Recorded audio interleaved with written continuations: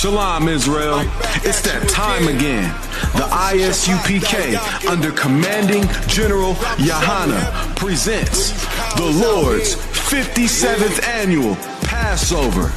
That's right, the Lord's 57th Annual Passover, April 4th, 2026 in Houston, Texas. All black Hispanics and Native Americans are commanded to observe the Lord's Passover.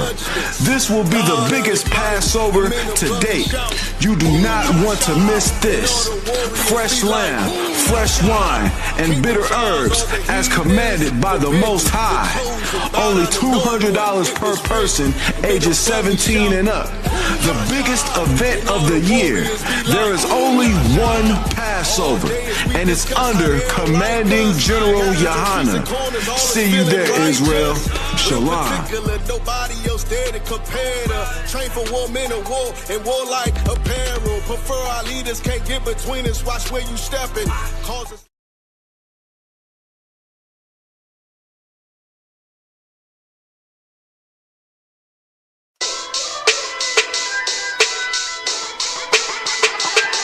Right at it. Hear the hunger in my voice, they used to tell me to speak up. The problem was of what I was saying, they couldn't keep up. Instead of moving around with some patience, they tried to speed up. It got colder than a bitter bitch, found me a way to heat up. What's a favor for a favor if we all didn't make it? Kept it 100 with everybody, but they just gon' change. I ain't get caught up in the hype, cause I ain't feel like I made it. Couldn't picture me here now, but here's your moment to frame it. And I ain't never understand that self-entitlement spirit. I felt your vibe, I don't wanna get near it. Before I made the appearance, I took a second, took a look in the mirror. This God, Lord, the only thing that I fear. Y'all got me fucked up. This all passion, it's tradition, it ain't fashion. It's no action, they make threats and it's still passing. I think massive, no respond, that's still tact. Y'all should quit rapping. Cheap shots, I'm cinematic. I ain't average, I'm an overthrow fanatic. How I go, you lose and win like asthmatics. I got first, that's automatic. I'm the best in my division. In the ghetto like the pigeons, in the hood like the engine. You a bird for that chicken. I don't fake split decisions cause my mind made up, nigga. We in the end of time, but my time ain't up. Now when I was young and running wild and wide-eyed like a cabbage patch, I had to get it as vivid, adapted to my habitat. It's certain shit I won't do, certain shit you can't prove. My shit sound like a payday, yours like more when the rent. If I had $1 for every dime you counted, I would be broke. Watch it be close, got a better chance, boxing the ghost. And they know I'm raw, and they know the squad, and I'm feeling lost, still in charge. I don't make it follow, I follow the law. Standing tall like they hear on Mars. I just got a call from my bro, he behind the wall, he told me let it off. Niggas lying for some cat, I got a different line in me. Everybody intimidated, I got that God in me. You can focus on them dimes, I'd rather keep my nine with me. Help me get this off the ground, just know you won't fly with me now. I try to make the news, I ain't playing by the rules. I've been trying to play it cool, but that ain't gon' be the devil. Y'all out here looking like fool. Home with the truth, I ain't never had to choose. I'm trying to get beamed up, man, y'all try to make the news. I ain't playing by the rules. I've been trying to play it cool, but that ain't gon' pay the bill. Y'all out here looking like fool. Home of the truth, y'all ain't never had to choose. Trying to get beamed up, man, y'all trying to make the news. I ain't playing by the rules. I've been trying to play it cool, but that ain't gon' pay the bill. Y'all out here looking like fool. Home of the truth, y'all ain't never had to choose. Trying to get beamed up.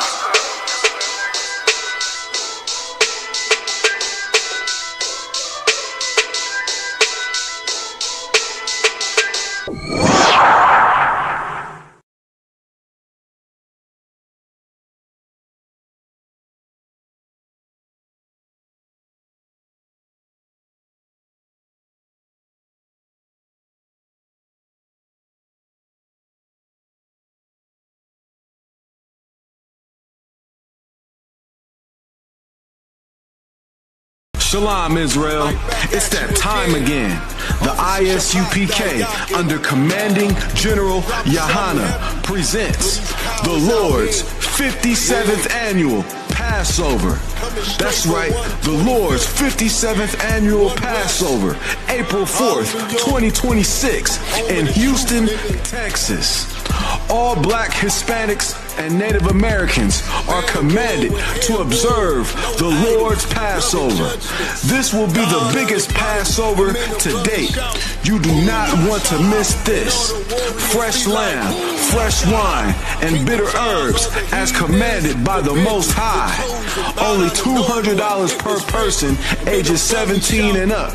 The biggest event of the year. There is only one Passover, and it's under Commanding General Yahanna. See you there, Israel. Shalom. Nobody else there to compare to. Train for war, men of war, and warlike apparel. Prefer our leaders, can't get between us. Watch where you stepping. Causes.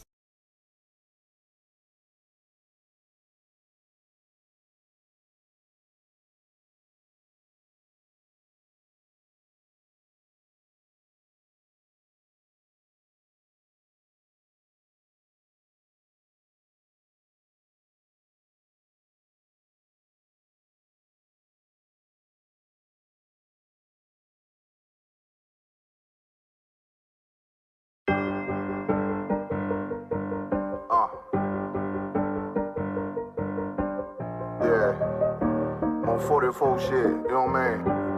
Busy man.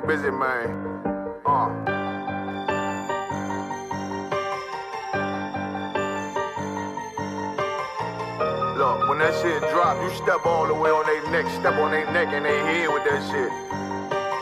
Fine in, I ain't show no mercy, we gon' show them boy what time it is. I pop out like I'm Samuel, I got time to kill. Haters thought I died, I survived. They don't know how I did it, got it out the mud, straight to glory. They don't know how I feel, he nice but he don't show them skills, how I show them skills. He ride but he don't work the wheel, how I work the wheel. They mad, I'm too solid, circle tight, yeah, vacuum seal. No, they want my life, I ain't worried, I got rank for real. I got real soldiers, kill for me, nigga, watch yourself. They said you been in beast mode lately, you is not yourself. When you dropping that fire, precious minds, they inquiring. They can't stop what's coming, but I see them conspiring. Cross the line, them firing. This bitch here, finna break the spin. No kindness, I don't trust you, circle small. You can keep your features. Me and my niggas don't keep no secrets. In the field like Jeepers Creepers, say they want some smoke, dawg. So I brought these chimney sweeps. Coming like we coming, you can't even cap. These niggas don't run it like we running, bitch, don't even start. Bitch, I'm with my niggas till the end, till death do us part. So if you wanna leave, you can leave, bitch. Bless your heart, fine in. I ain't show no mercy, we gon' show them boy what time it is. I pop out like I'm Samuel, I got time to kill. Haters thought I died, I survived. They don't know how I did it, got it out the mud, straight to glory. They don't know how I feel, he nice but he don't show them skills, how I show them skills. He ride but he don't work the wheel, how I work the wheel. Ooh, I got a man, circle tight, yeah, vacuum seal. I heard they want my life, I ain't worried, I got rate for real. Take over in effect, yeah, I'm fully focused. You might not see it on me, just know it's women, that bitch fully loaded. Ooh, yeah, we up and rolling. Told them I need major motion. Think I'm joking, I'ma school them niggas like they baby Jody. Got it out the dust, now I'm too clean, don't know why they hate me. What you want out life, dawg? Guns and butter, baby boy. UPK top, dawg. Certified road runner. I'ma turn that econ line van to a damn tank. I got choppers stashed in the attic like they Anne Frank. They had that shit on lock till I snapped on them like bolt cutters. You cannot play both sides, gotta choose your colors. See him throwing that one up with that W, that's my blood, bro. Fine in. I ain't show no mercy, I'm gon' show them boy what time it is. I pop out like I'm Samuel, I got time to kill. Haters thought I died, I survived. They don't know how I did it, got it out the dust, straight to glory. They don't know how I feel, he nice but he don't show the skills, how I show the skills. He ride but he don't work the wheel, how I work the wheel. Ooh, I got a man, circle tight, yeah, vacuum seal. Said they want my life, I ain't worried, I got rank for real.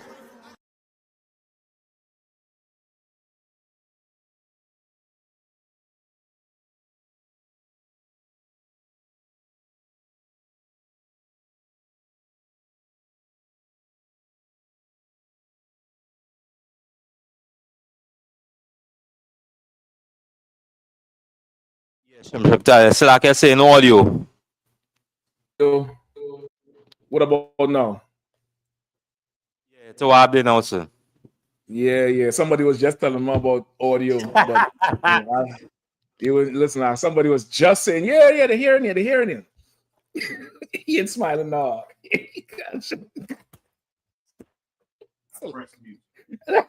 I ain't saying nothing. I ain't calling no names. Yeah, Yahanna Shabbat Thumb, Yahanna Captain Shock, I.S.U.P.K, Washington, D.C.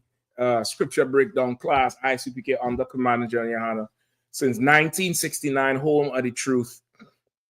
You know what I mean? With the real deal. Holy feel. You know what I mean? All day, every day. tonight definitely we're gonna go into biblical prophecy, man. Like this thing here with this Prince, what's this Saudi Prince Salman? Insane. You know what I mean? So we're gonna get go ahead. The normal layout. Yeah, it is.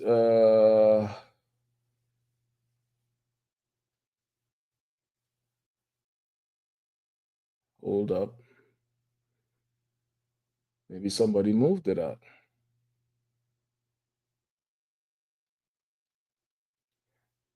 I guess they're changing. That fifth one's got it. Nah. I don't know. Yeah, I don't know. I'll take a look. I'll definitely take a look at it and see. But they're changing this thing up so much, man. And StreamYard need to send us a check for making them so goddamn popular. I don't think anybody else was doing this damn thing until we start, you know, putting it on. You know what I mean? Yeah, I'm gonna take a look at it, Bukwash, and see. All right. Okay. I'm gonna check in the settings and see what it, you know, what it's really doing. So it could be they took it away because they want to make the screen big for everybody. They want everybody to be able to be seen, or you know what I mean. They don't like the big and small type shit. So I don't know.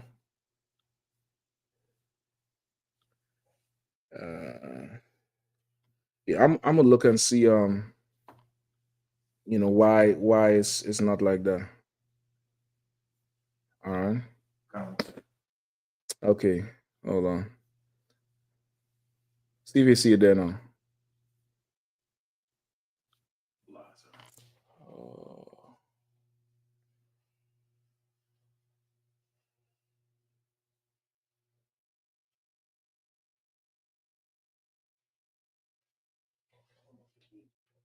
Okay, go to the settings. See the settings thing? See spotlight layout? All right. Close it. And then look for it. It's up there, fifth one at the top. Yeah. You good now? All right, no sweat. Have no fear, Bukwash. Have no fear, brother. All right. So yeah, so we're gonna go into it. Anybody have any questions? You know what I mean? Let's get it. You know, you brothers who on the internet killing it, you know, breaking down the highways and the byways on the internet, boy. So Shapat trying to show the Saudi prince how it should look. I see you, Shapat. I see you. The head, you could lose the headband. You could just put the crown over the damn thing and tie the tags in the back. All right. I see what you're looking like. You might want to go and stand up by the White House tonight. Tell Salman that you know he ain't doing it right. You know what I mean? Go ahead, up. That's what who's in town? Yeah, the head of Saudi Arabia. Say again? From the Air Force base. That's why. He probably leaving today or something.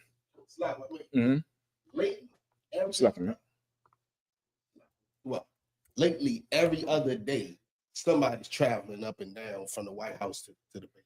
Well, Trump is right now. Trump is trying to make sure he grease hands. He's trying to make sure he greases hands because not only are we close to the end, the prophecies are coming to pass, but Trump's circles are starting to turn on him.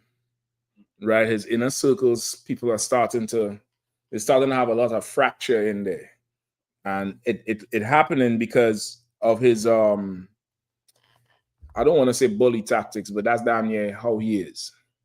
So imagine you have somebody and they're making somebody who was once on their team, they start making enemies of that person and publicly attacking them. Then what will the rest of the people start to think? What's the natural way? Start doing the same thing to me. Like, who's next? So now everybody is trying to draw closer to him to be his boy so they don't end up on the chopping block. But then there's some people who, even though they're Republicans or they racist or whatever, they don't want that type. They want, we all white, let's oppress these niggas and Latinos. That's what they want. They don't want the, he could turn on us too. They don't want that thing. So it's going to be a rough situation for him. So he's definitely bringing a lot of foreign leaders to America, entertaining them, because he's trying to strike these deals to secure himself. He want to make sure he has a certain amount of money coming in, flowing, widen the stream. So if he takes a bucket and put it in the stream, nobody ain't gonna miss it. You get the point? Yeah, I don't know if you all saw the damn the press conference with the Saudi prince. The damn he say I hope I could bring the bribe. Oh, you'll double check the stream, the actual live stream. To what? I'll take a few up here. To what? Let me get one more. For good measure. All right, to what, sis? You'll check the stream just to make sure the picture is to too, all right? What is I was saying? Lucky. So you were saying something about the I want to say it was the press conference with the Saudi prince. You're right. They say Trump announces $600 billion investment. Trump say, well, by tomorrow we'll try to get $1 trillion out of you. And the Saudi prince, he blushed and he's like, nigga. And 2 minutes later, he say, yeah, we'll give you $1 trillion. Like, that's how much money they make. You get it, Mr. That's how much money they make. But this is the other side of it. The other side of it is that in Trump's first term, the Saudis promised $400 billion. And they say they didn't get nowhere close to that shit. So this $1 trillion investment, it could be nothing. All right, it could be absolutely nothing. All right, let me just make sure we good to go. All right, the quality is good. It's not glitching for you, all right? I'm getting a little glitch on my monitor. So, all right, so we good to go here with that? You're back up with it? All right, no, sir. I don't know why that thing went off, but I'll try to figure it out later, all right? So, any questions? All right, let me, if there's any questions, let's get it. We rocking tonight, 9:30, Bukwash. Y'all could go play the lotto. You're free to go play the lotto tonight because, we getting it in. All right, go ahead. There's a question from I.S.U.P.K. It says, if I may, with your grace, Saran, can I get a breakdown on 1 Chronicles 9:32? Ooh, if I could. If I'm able to, I will.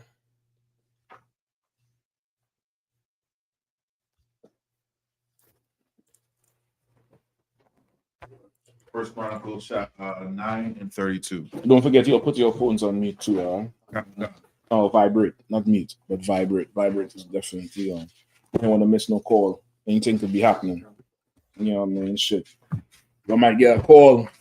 Let's meet at so and so point. We got to leave out from here and go. You ain't going back home, nothing. We in the woods now. You're ready to roll. Somebody might need patching up. Just, you know what I mean? Shabbat went and get his certification. He good to go now. Right? You're free to go and get shot and stabbed in DC. You got a medic on deck.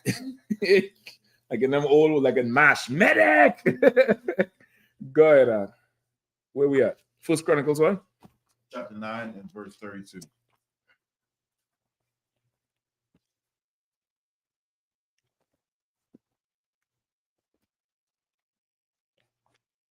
The book of 1 Chronicles, chapter 9 and verse 32. And the other of their brethren of the sons of Kohites were over the showbread to prepare it every Sabbath.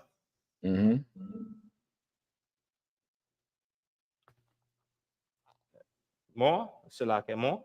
Yeah, ISUPK, you might have to give me a little bit more. What is it exactly you want? Just 32? Or did he say 32 to something? Just 1 Chronicles 9.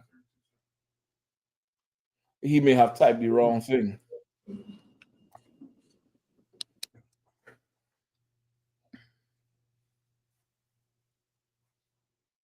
If this is the one you're asking about ITHES, is just, okay, in Israel, everything is of course, in the school how we operate is a department for everything, right? When we had our nation and our government, a lot of the departments or governmental departments or functions of a society just by nature ended up being run by a family, right? Just like the priesthood. The priesthood was, of course, all Levites, but there's this family that's, usually the head priest, right? You had there was a family that was dealt with was the executioner. Any kind of execution that had to happen, that's what they deal with. Get it? But that's where the captain in the UK, that's where he get his name from. Karathia, it means the executioner. Because this was a family. Their sons is gonna cut your head off. That's their job until they die. There's a next crew that would deal with the dead bodies. You know what I mean? They're forever unclean. So they'll be the ones who you had to have the second Passover for. You get the point? Because they're working in the funeral department, the burial department. They're dealing with dead bodies so much. So here is this here is a family that was their department was the showbread. And just think the Sabbath service in the temple where just equated to today where how people go to church, but there's one in a certain area. Just this one. You ain't coming out with 6 loaves of bread. You understand what I'm saying? I understand. You understand? The Bible say how the smell from the showbread, they would open the doors on the Sabbath morning. They put the bread on there fresh out the oven, and that smell would go through the city and would be go through the area right around and would be pleasant to encourage people to come in. You get the point? They was over the showbread. Now imagine how meticulous we are as Israelites.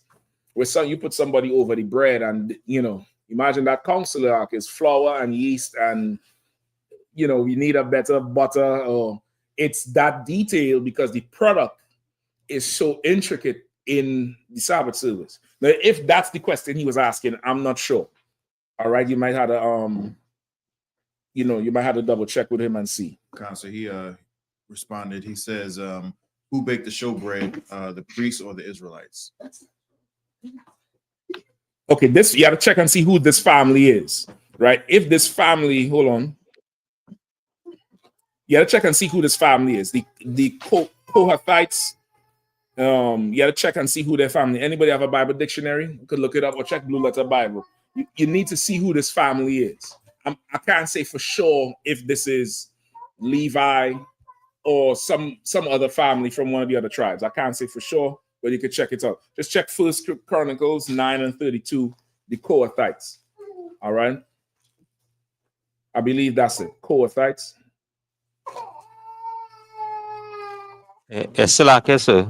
Come on with it. I think in verse 31, it gave a little more context who family they were from now. Okay, come on with it. Let me hear. The book of First Chronicles, chapter 9 and verse 31. And Matthiah, one of the Levites, who was of the firstborn of Shalom, the Koite, had set office over the things that were made in the pans. Verse 32. And the other brethren of the sons of Kohites were over the showbread to prepare it every day, every Sabbath. Right. So it's saying these the firstborn of Shalom, the Korahite, had their department was the things that was made in the pans. But then it said the other of their brethren, the sons of the Korahites. Let's just double check it because it could be another tribe because it's all brethren, but it could also be Levi. You right for sure, so up with going up one, but Korahites and Kohathites, they're definitely two different. So just double check it and see, just to be sure for for everybody listening. All right, you have it. Somebody have it yet? Check the Bible dictionary. Hold on, let me see if there's any other questions in the meantime.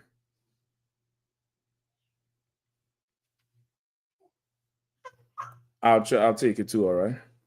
There are other questions. Go ahead.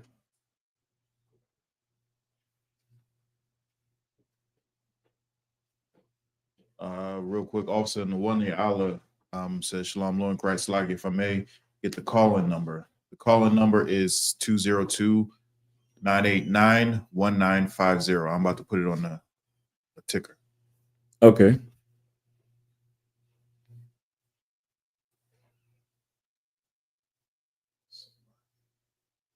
And there's another question.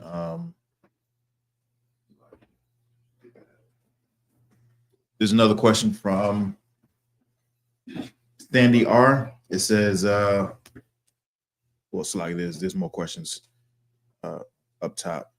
From Warrior Yahanna, it says, question, if I may, sir. Is Allah in Arabic form attempt to short the Alahayim?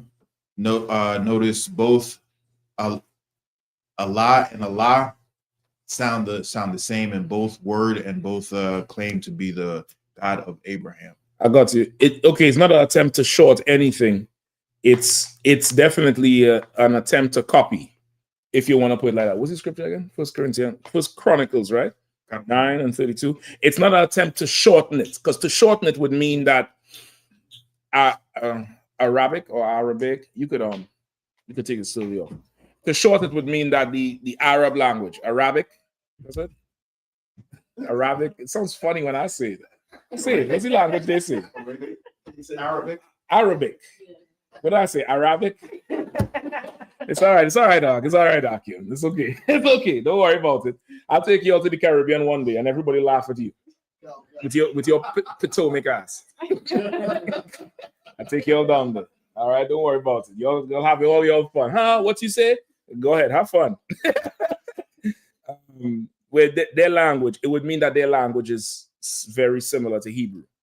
If it's shortened, you can't shorten something from another language to another language. You get the point? So it's not a shortened version. It's their way of copying the Hebrews, right? You gotta remember also too, everything comes from Hebrew. Everything comes from Iba, right? The oldest language is Iba. That's what everybody spoke before the Lord broke up the languages with the Tower of Babel. You're familiar with that story, I think Genesis 10 or something like that, 9 or 10 or something like that, right? That's what everybody spoke.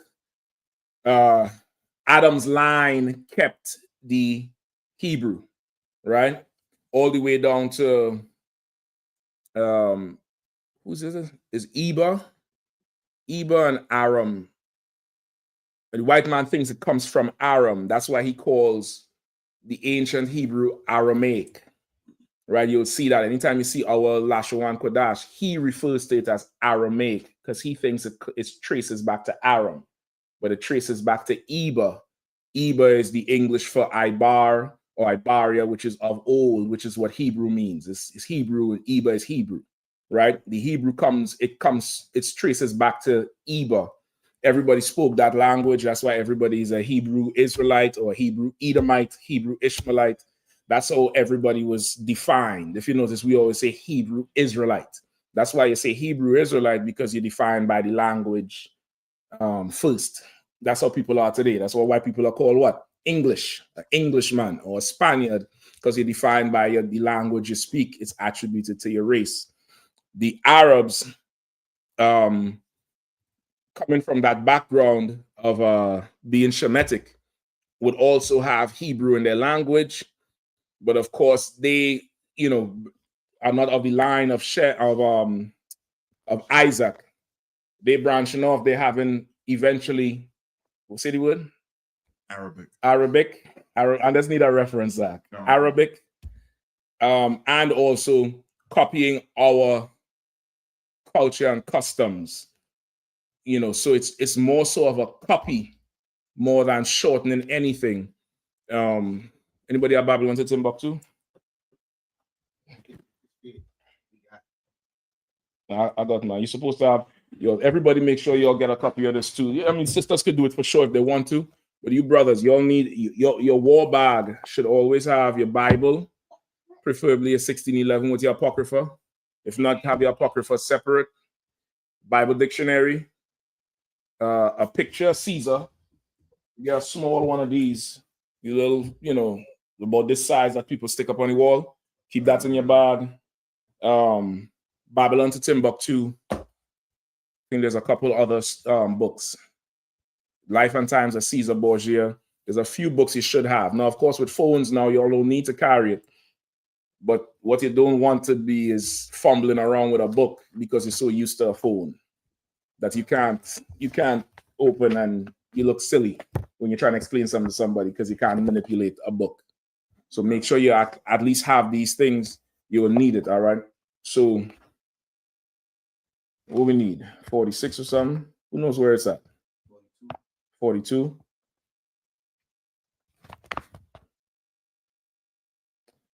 All right, give me this, all right? Give me from 40, 45. All right, this is Babylon to Timbuktu by Rudolph R. Windsor.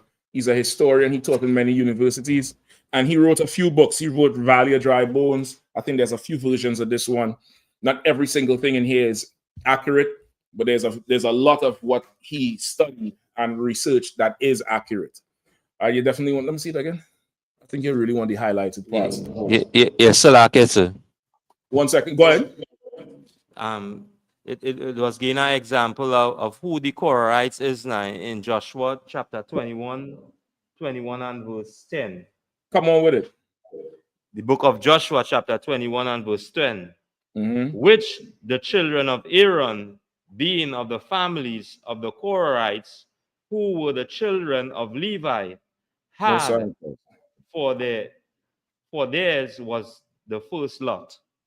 So what? Say that where it is again. The book of Joshua chapter 21 and verse 10. Joshua 21 and 10. Let me make a note of that too. But that would be a reference for who the Korahites are. So what? So what? Read it one more time. Read Joshua. Can. The book of Joshua chapter 21 and verse 10. Which the children of Aaron, being of the families of the Korahites, who were the children of Levi, had for theirs was the first lot. Joshua, say it again. Joshua 21 and verse 10. So what? All right, so ITHES, they were Levites as well. They were Levites by tribe, and of course, one particular family. That was their duty, right? The one above in 31, the Korahites, they was in charge of everything coming out in a pan, anything that you had to bake or cook in a pan. And of their brethren, the sons of the Kohathites were over the showbread. You get the point? The showbread. So that's who it would be, all right, in this particular context. Let me know if you got that ITHES up. All right, let me finish the other brother question. You have it? Read which is 45? Go ahead. Did we ever get the Donovan Korahites? No, I don't know if anybody pulled it. You pulled it? Go ahead, let me hear.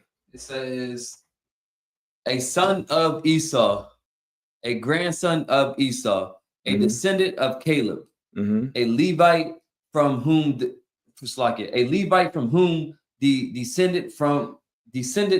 Korahites doorkeepers. Okay, so slow down. So what you want to do with context? Now, don't nobody lose their shit and leave the truth because they say Korahites is a descendant of Esau, all right? We all educated in here. A name is a goddamn name. It's a name. You understand? Somebody could name the child Korahite and name the same thing again. You understand what I'm saying? So the first, what is it? Does it have one or a or something next to it? A son of Esau. Before that, right there where it says the son of Esau. Does it have one or an a or? It has a one, sir. It has a one. So you need to read that and put it in context, all right? So that would be the first definition, or Korahite. 1, a son of Esau. 2, because people are going to be listening. Remember, there's some group of faggots telling you that Esau could be saved. So you need to be very clear when you're breaking it down. You get the point? So go ahead. So read it again from the top now. Sir. Number 1, a son of Esau. Right, that's a son of Esau. There's one of Esau's sons. He has the same name. Go ahead. 2, a grandson of Esau. Right, a grandson of Esau. I guess they like the name. Go ahead. 3, a descendant of Caleb. 3, a descendant of an Israelite named Caleb. Go ahead. 4. Caleb was what? Judite? I believe Caleb was a Judite, right? Joshua was the Ephraimite? Or was the other way around? I believe Caleb, because Caleb was he did something special to claim a land. One of them was Judite, one of them was Ephraimite. I forget which one. Go ahead. 4. A Levite from whom descended the Korahites, doorkeepers and musicians of the tabernacle and temple. Right, and that's what it tells you later on in the next verse in 1 Chronicles 9:33. And these are the singers, chief of the fathers of the Levites, who remaining in the chambers were free, for they were employed in that work day and night. Right, so that fourth context is the fourth one and the third one. Fourth one, right? The fourth context there is what you would line up with what SOAP found in Joshua. And that would be a proof itizab of who the Kohathites are. All right. This was a family of Levi. All right. I hope that answers your question, priest. Go ahead. He says, Counselor, the reason I ask is because some Christian will say there's no cooking on the Sabbath unless you're a priest, according to 1 Chronicles 9:32. Christian will say what?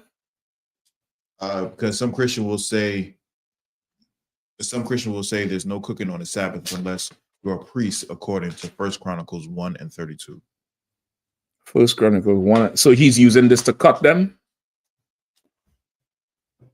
I'm guessing that's what he's using. He's using this to say these were Levites, they were priests, they was of the priesthood, and they worked on the Sabbath. Because the one he's referring to is saying that the Christians are saying you cannot work on the Sabbath.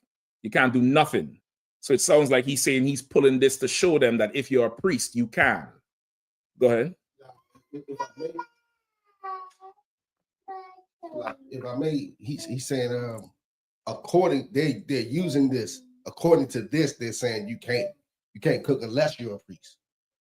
Oh, well, they're right. What do you want? What do you want? What do you want? Yeah, the priest could work on the Sabbath. You get the point? Now, cooking and working is two different things, right? They're working. They're working. If they said you can't cook, that's something else. But the law don't say nothing about cooking. The law says no servile work. So now, if your slavery is you a chef, you shouldn't slave if you could help it. If you we in slavery, you have to slave on the Sabbath. Do what you have to do. But ideally, you shouldn't go. You shouldn't do it. You get the point? Now, the priests are allowed to slave on the Sabbath. They're allowed to work because without their work, there's no Sabbath. You understand? There would be no Sabbath service. The priests have to work. They have to open up the temple. They have to light the incense. They have to bake the bread. They have to search you coming in. They have to stand up here and pour oil on your head. They have to work. You get the point? So they are allowed to work on the Sabbath day. Is fine. All right. So you don't even need the scripture to cut them. You just cut them in the cooking part. They have to show you in the law that there's no cooking. What's the other one? Was the one he said in 1 Chronicles 1? Go ahead. Oh, no, he said he quoted one earlier up where they said he can't cook. No, that was the same. That was the same one. Yeah, you want them to show. Just make them show you the law where it says you cannot cook. You cannot cook, and then take them up to servile work. If your servile work is your slavery, you have to kindle a fire for somebody. Your employer can't force you to do it. If your slavery is your chef, your employer can't force you to do it. It's unlawful for your employer to schedule you that day. That's how it would be in Israel. You can't force somebody to slave on the Sabbath.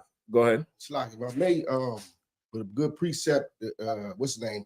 I don't want to say like adding to the scripture, but in the second chapter of Mark, when Pharisees tried to go at Christ because the disciples were picking corn on the Sabbath day.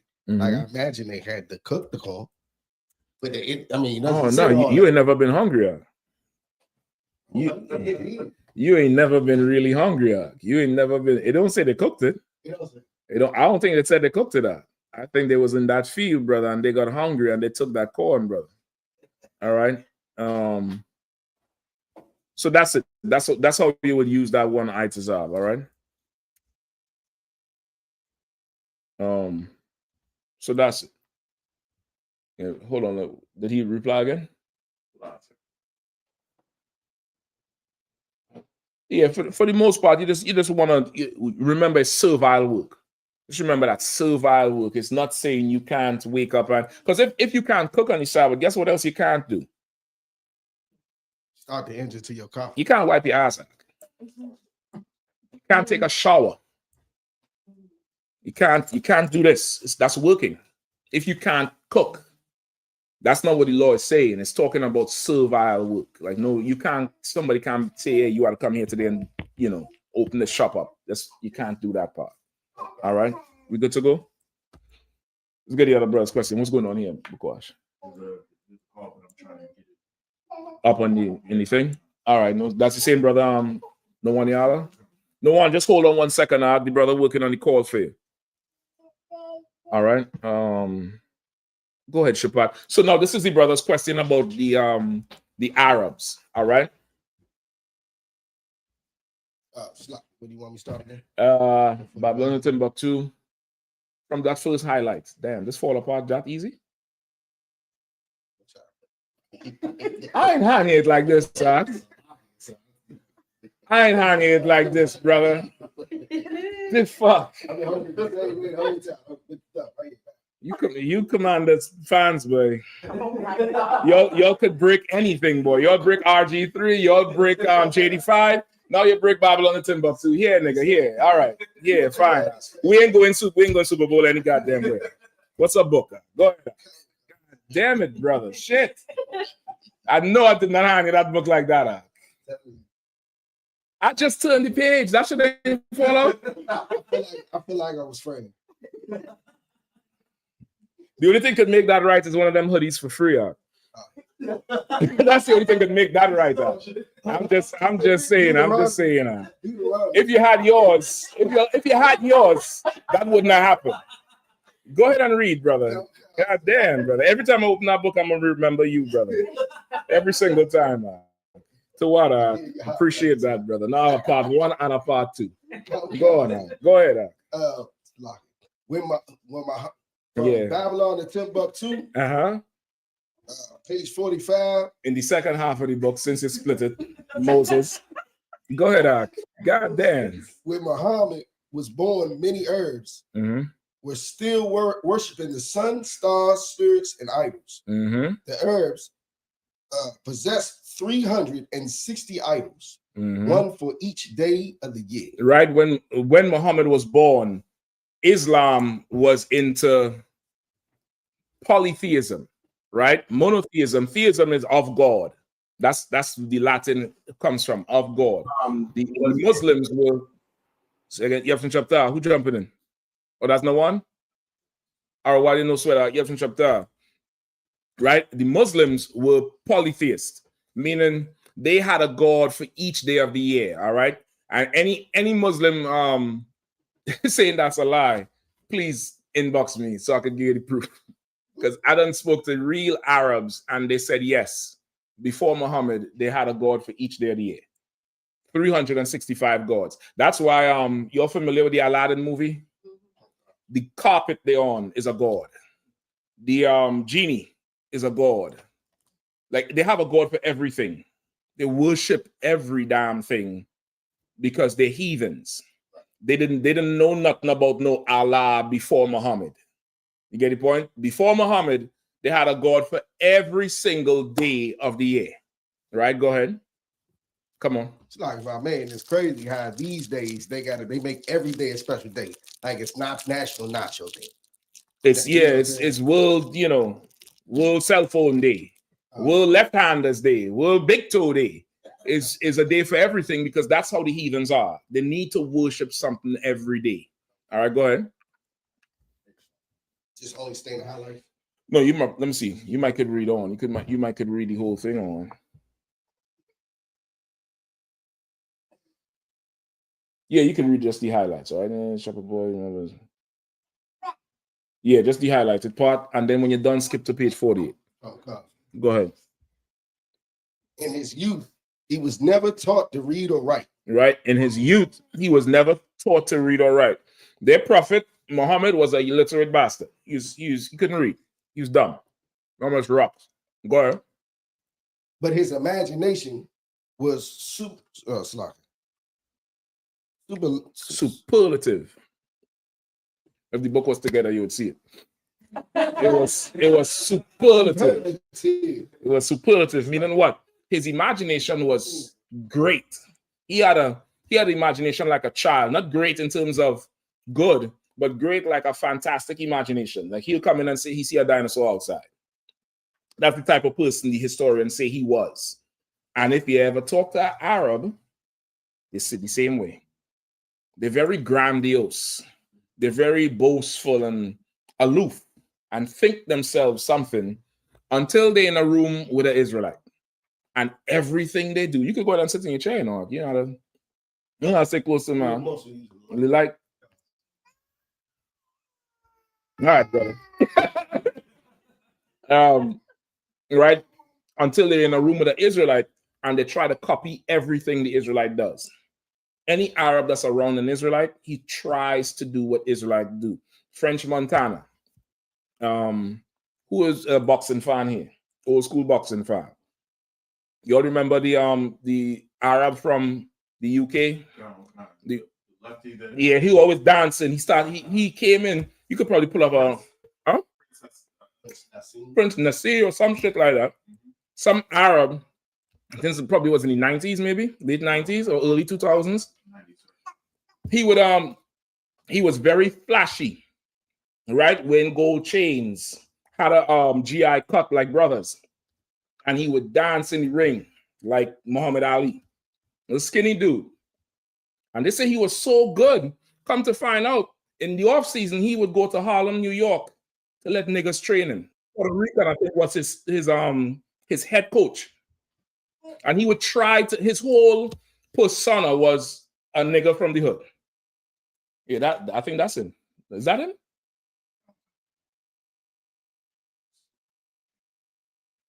No, that's not him. This dude was a little skinnier than that. You might not get one with him more flashy. I don't need to see his boxing skills. I'm talking about the damn flashiness, how he would come in the ring and dance and do all kind of shit. And you see all the Arabs there with him. And yeah, that's definitely him.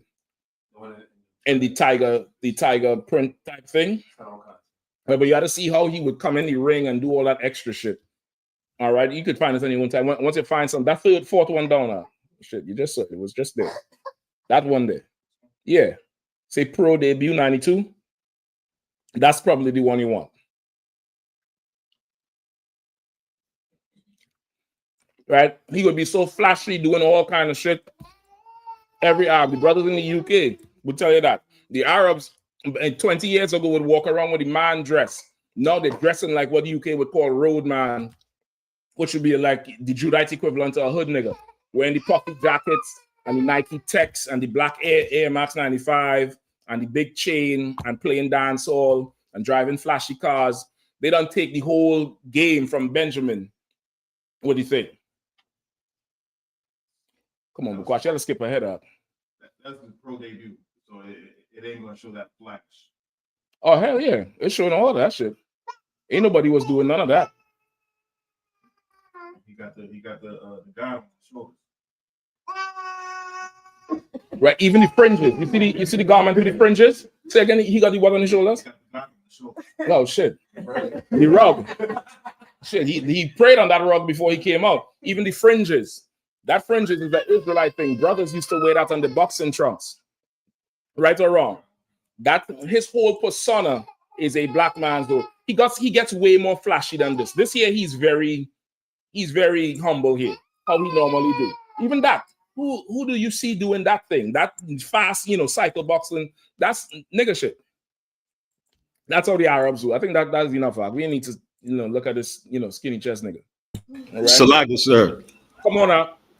And in true heathen fashion, he looks gay trying to be like us. He doesn't look like us. He looks gay. Brother, you ain't seen nothing yet. You ain't see him come out there with his shades and the hair slicked. I'm talking slicked down. Don't go look for that. I ain't got time. But you have to go and look it up on your own time. And you'll see him really try to be like a black superstar. And when you go do the history on him, this nigga was coming to Harlem every off season to train with Judites and Ephraimites. And I think his head coach was an Ephraimite teaching him how to box. They always try to be like us. Right, go ahead. Okay. After Muhammad became a camel driver.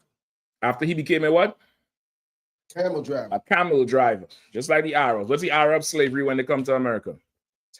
Taxi. And so you call a Uber is Ahmed. Ahmed is on his way. Muhammad is outside. Sharif is coming. Because that's what if they're not selling you something, they're in the business of transport, which is why they were so influential in the slave trade. They provided the ships because they were merchants, right? He was a camel driver. He worked taxi. He was the yellow cab. Right, go ahead. He traveled to remote and intriguing lands. He led his caravans to Persia, Syria, and Egypt. Transacted business with merchants of every kind. On his business trips, he met Jews, Christians, and members of other sects. Right, as he's traveling, he met Jews, Christians, and what? Members of other sects. And members of other, denominations, other sect, all right? So as he's traveling, as he's working this damn camel and, moving back and forth, he's interacting with different people. Some of the people he interacted with was Jews, us. Go ahead. And Christians. Go ahead. He interrogated them concerning the tenets of their religions. Right. He asked many questions to find out about the culture of the Jews and, of course, the white man, the Europeans with the Christianity. Go ahead. Because he could not read or write, his ears were attentive and keen to everything that the Jews related to him. Right, which is probably why even with Islam, if you notice, they never, surah something says and the caliph says this or whatever. Their culture is very oral, meaning they all sit in a circle in the mosque and some speaker who is eloquent just talks. And the Quran says something. And the Quran says this, but they never open it and read. If anybody who has ever been exposed to the Islam world, they never open like how we teach and go to Jeremiah, go to this, go to that. You look at anything with them, Farrakhan do a whole speech and never say, hey, brother, post surah something for me. Let me show you something in the Quran. It's always a verbal thing because their leader couldn't read. So he couldn't teach from a book. He had to remember everything and then go back and try to tell people what is what, which is why the headgear looks so jacked up and the clothes look so jacked up because they're trying to be us. You get the point? Go ahead. Muhammad learned and extracted much from the Jewish religion and compounded it with his new religion, Islam. Right. Muhammad learned and extracted much from the Jewish religion and compounded it with his new religion, Islam. All right. So he started Islam. It tells you that he started it around around I think 60, 80 or 600, 60 or 600. 680,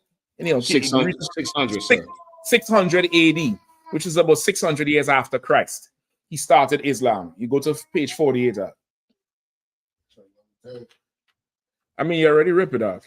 Go ahead. Okay. Please. The Prophet Muhammad adopted many principles and laws from the Jewish religion. Right, for the sake of the class, you could just say Muhammad. He ain't no prophet. There's no prophecy in the Quran, none. There's zero. There's nothing that could tell you about the future. Right? Muhammad, read it again. Okay. Muhammad adopted many principles and laws from the Jew religion. He took many principles and laws from our culture. Go ahead. First of all, the basic idea of monotheism, which is the belief in one God. Say it again. First of all, the what? First of all, the basic idea of monotheism, which is the belief of in one God. Which is the belief in one God. That came from the Israelites. That didn't come from nobody else. Everybody else has gods, plural. The Africans, the Chinese, everybody else has gods. Israel is the only people who have one God. Go ahead. And that would instill that all of them inherited a lie, because they think that the angel Gabriel gave them the Quran and taught him that it was one God. And Muhammad got that from the Jews. That's straight up and down. I didn't ask the Arab that, and he said yes. He said that's absolutely true. Go ahead. The Jew confession of the unity of God is right. That they're giving it in the Yiddish, but it's the Deuteronomy 4 and 6 or 6 and 4. What does it say? Deuteronomy 6 and 4, Shema Yasha'ala Yahweh Alahayanawa Yahweh Akkad, which is, listen, O Israel, the Lord our power is one God. Right? That's the Israelite credo. That says Jewish in there, but it's talking about our culture. Right? He took that and made something where you ever hear they say there's no God but Allah and He's the merciful. That comes from our thing in Deuteronomy. Right? Go ahead. Okay. Here, O Israel, the Lord our God, the Lord is one. The Mohammedan slogan is as follows. Let me say it. You could. Allah ilaha illallah, Allah not that shit out. God damn.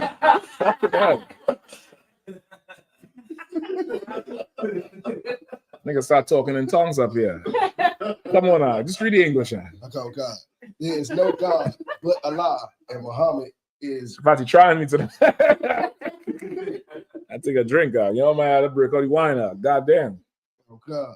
There is no God but Allah, and Muhammad is the prophet of Allah. Right. There's no God but him, and Muhammad is his prophet. He had to add himself in there because he created Allah. Really, Muhammad is their God. You understand? He had to add himself in there because who the hell is Allah? Remember, they had 300 and some more gods. Who is Allah? He has to say, I'm his prophet, because he's the one telling you about this nigga. This nigga brand new. So he had to put himself in there. Any more about him spreading by sword? No. All right. If it's not highlighted, it ain't no sweat. We ain't got to read it. But that is for the brother who asked the question about if it's shortening, it's not shortening. It's a copy. It's a bad plagiarism of our culture, and it's a bastardization of it. In the Hebrew, the Allah in the Hebrew means power. Alahayim means powers. And the Lord's name is neither one. It's not Allah or Alahayim. It's neither one. It has nothing to do with it. They just copied badly. After Muhammad created Allah, he went to the Jews to try to sell them the idea of this God. He got rejected. He didn't get nowhere with the Christians. So he formed a small army. I think this is after he married Khadijah or whatever the broad name is. He had some money. He formed a small army and started slaughtering people by the sword if they did not accept his new God, which is really accepting him. And that's how Islam became popular. If you don't agree with them, they kill you. That's when they say Islam means to submit. It means to submit, yes, but submit to the sword. It doesn't mean to submit to knowledge or the truth or what's right and wrong. It just means to submit to the sword. All right, and it's the whole jailhouse religion. That's why they bully you into becoming Muslim. They bully you into it because that's what it's about. Go ahead. Like if I may, and to their whole thing where they say that Angel Gabriel gave them, all that knowledge or the Quran or whatever. If I could, I got a verse that'll kill that. I'm listening. Come, the book of Galatians, chapter 1, verse 8. But though we or an angel from heaven preach any other gospel other unto you than which we have preached unto you, let him be accursed. All right, you could definitely use that for them if they come with that nonsense. I don't even think they're gonna come with it because Islam is not about knowledge. Ain't nobody coming battling you with no knowledge. They'll try to intimidate you. right? I've never seen a Muslim battle go any other way. Good to go. I hope the brother get it. If he responds, let me know. You got no one on the line? Not yet? I can't get it. Oh. What's up? What's up with this? Not loading or something? Constantly. Not when the computer calls. It's not doing it. Let's find and see if you could get a refund for that shit too, all right? If they're playing up. No one. You could call somebody's phone if you have anybody's number. And you could just call in and I'm gonna hear your question. All right. I'll just put it up to the mic and we'll see if we could hear your question. If not, you could type it in and we can move on. Anything else? I don't care. Come on, let's wrap. Young Man's Own says, question about payment for of my Passover fee. Mm-hmm. Can I pay the payment through the same stream I use to pay my tithes? No, go to ISUPK.com. You could probably pull it up and show them it. Go to ISUPK.com. Right at the top of the page, it says pay your Passover fee here. You click that thing, and it's going to take you to a link, right? And the brother going to show it to you right now. You go to ISUPK.com. That's how the page looks. You could make it big on the screen, on our screen, all right? You can just make it big. That's how the page looks. ISUPK.com. Pay your Passover fee here. Click that link, and it goes there. Now, it's going to say Atlanta, Georgia at the top. They're going to update it. Don't worry about that part. It's going to be updated soon. Just scroll down, and you start filling out the form. Pay your Passover fee. It's a Google form, but it's going to run into the PayPal. And you could pay, for one person, 2 up to 5, right? You run the whole thing. When you hit submit, it's going to send an email to your email as a reservation. Then you go to that email and you click the link, or depends on your device, it's going to send you straight to the PayPal to pay it all the way through. And you're going to get a receipt with the date saying paid. And the date, of course, is not going to say 2024. It's going to say 2025. It's past the last Passover. It's good for next year. Don't even worry about what you're seeing at the top. That's going to be updated shortly. But you could go right there, pay your Passover fee for right now. Let that shit come in. All right. Anybody else? Kind. This is Sandy R says, hello, sir. Can a woman who is learning from I.S.U.P.K. and has a son who she wants to follow in your leadership go to classes if her husband is not a believer? Of course. You could go to the church if you're not a believer. You could go to the mosque. You could go to jail if you're not a believer. Why you can't come to class? Of course, you can come to class. If your husband is forbidding you from coming to class, what you want to do is just call the closest school to you for counsel on it. Most times, 90% of the time, when a sister who has a husband in the world, the brother doesn't want the man, I'm assuming he's a brother, he doesn't want you to come to class because he's been in the Christian church before and he knows every preacher is trying to have sex with every woman in there. So he's apprehensive about it, but there's ways to do that. If somebody could call the brother and let him know, he could come in the class one time and check the whole thing out. He could see our program. More than likely, it's like that. So you could just call and get counsel. But of course, you can come to class. Anybody could come to class. Brother or sister, once you're Israelite born, come to class. All right. And part of the other question is online only membership available? Yeah, if you live in Alaska. If you live in the North Pole.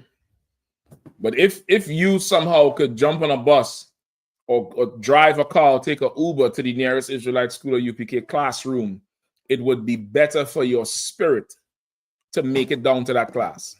It would be better for your growth. It would be better for everything concerning you and your future serving the Lord to be in that class, to be amongst brothers and sisters. Like in anything, there's a benefit of being in there. There's definitely a benefit of being there or being in here.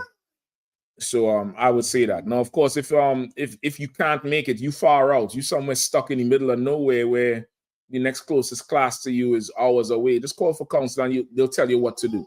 And even that, you probably have to make an appearance, every couple of weeks or something. Somebody needs to see you. Somebody would need to see you. You get the point? You gotta come in here and get vetted and critiqued and corrected, and somebody ought to know you. All right. Somebody had to definitely know you. So just call and get some counsel. But to say you live in, you in a 25-mile radius from the school and you want to be online only, my question is why? Why you don't want to be seen? Why you don't want to come and sit in here? Is there something holding you back? Something you're scared about? Just, call and get some counsel. All right? Good? Okay. There's another one from One West Wakabi. Says, Salaki, sir, if I may. Mm-hmm.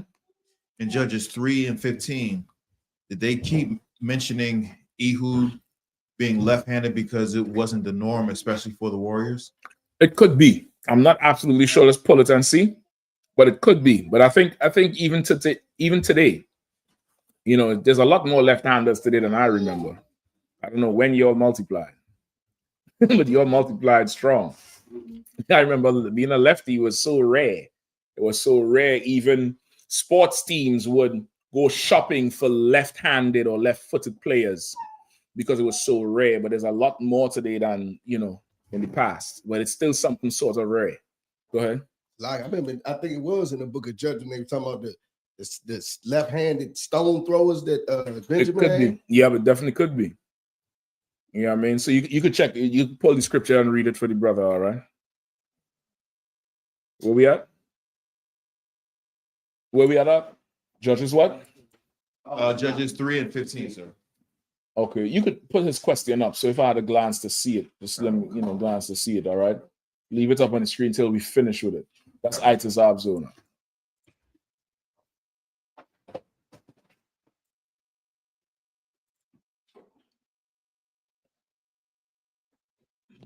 All right. Judges 3 and 15. Somebody go ahead and grab it. This is the book of Judges, chapter 3 and verse 15. Mm-hmm. But when the children of Israel cried unto the Lord raised them up a deliverer. Ehud, the son of Gera, a Benjamite, Mm-hmm. a man left-handed. Mm-hmm. And by him the children of Israel sent a present unto Eglon, the king of Moab. Mm-hmm. It definitely is that. It's not a normal thing, not absolutely usual to be, lefty. You get the point? It's still considered a, pretty rare, like a skill down there. You left-handed, or that's like a skill. You get the point? It's because it's kind of rare. It's not normal. All right. What else? We good? No, there's a little more, sir. Come on. Young man Solon says, Salaki, sir, is it unlawful or frowned upon for a brother to go to a shop and have his nails properly manicured? Salaki, say that again. Salaki. You want to put it up there too? No. It says, Salaki, sir, is it unlawful or... No, Salaki, put it up there. It's a question. Go ahead. Salaki, sir, is it unlawful or frowned upon for a brother to go to a shop and have his hands properly manicured? Okay. First off, why? Just why? Why would you want to have your hands properly manicured as a brother? Like, what's the motive? Why you want to, you like looking at your hands? It's your hand. You want your hands to be. Okay, it's not unlawful. There's a lot of things that's not unlawful.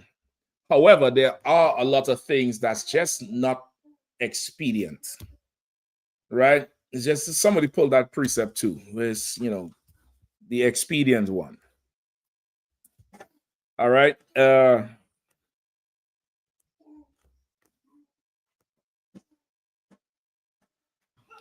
got it, sir. Go ahead. 1 Corinthians chapter 6, verse 12. Yep. All things are lawful unto me, but all things are not expedient. All things are lawful for me, but I will not be brought under the power of any. Now, this could be applied to a whole lot of lawful activity. All right. Meaning there's, all the things we're talking about is lawful. They're not unlawful. You definitely can do it.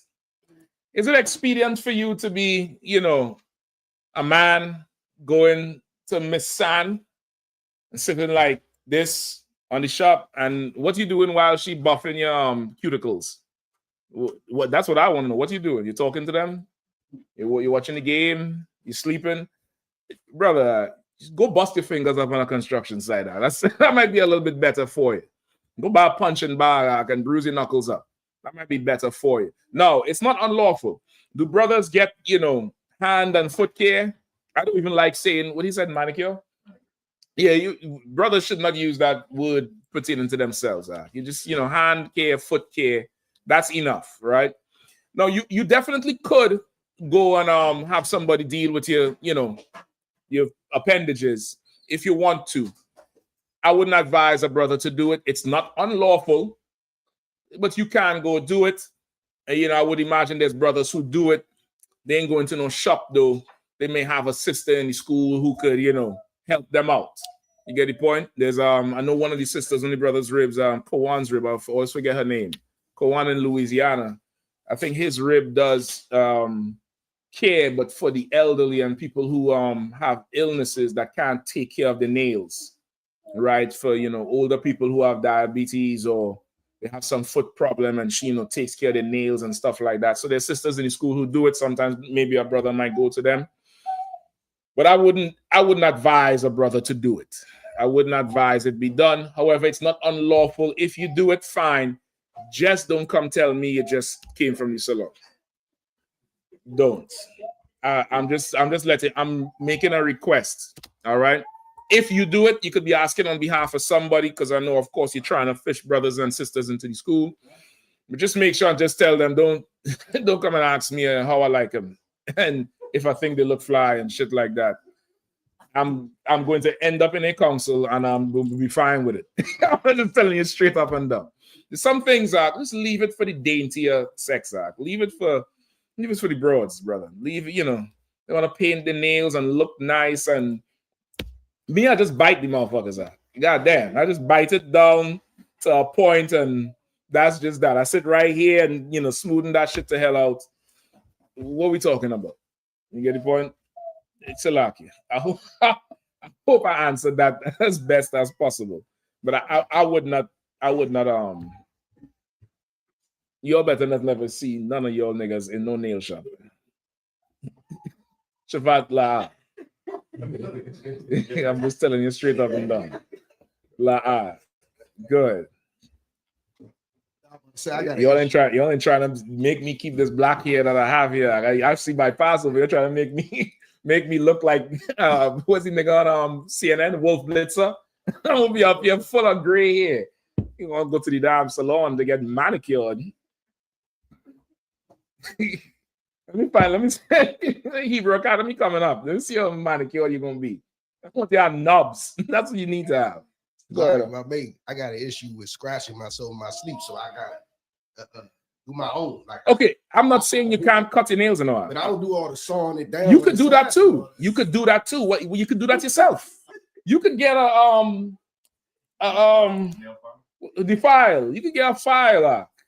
You could get a file and do your shit yourself. But the question was, didn't they say salon and manicure? That's something else. That involves polish and shit. And so, what we talking about? So he getting cured from being a man. I was like, oh. I'm not going to go that far. I'm just going to say that there's some things as a brother you don't want to do. Some things, you shouldn't even want to be around. You know what I mean? You get the point? No, again, you have a rib or something.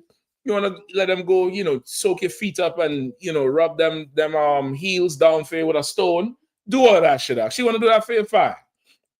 Yeah, your foot look like Count Dracula. You had to go see Messiah and them to, deal with them claws coming off your toes. Fine.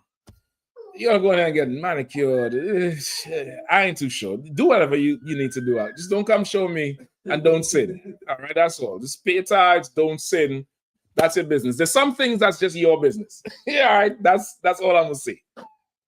Salagi, sir. Because if you notice, I was waiting on you to cut in and out. I don't know what the fuck it takes so goddamn long now. There's some questions because you need to deal with that. You have the right timing, the right tone, Go ahead, because I take it away. Shit. No, I'm gonna be happy. I'm gonna disrespect somebody. I'm gonna get called out for that. So, like, so I didn't like how you answered that. Then don't ask the question, nigga. God damn, man. We all trying. I'm trying up here. Go ahead, Kazak.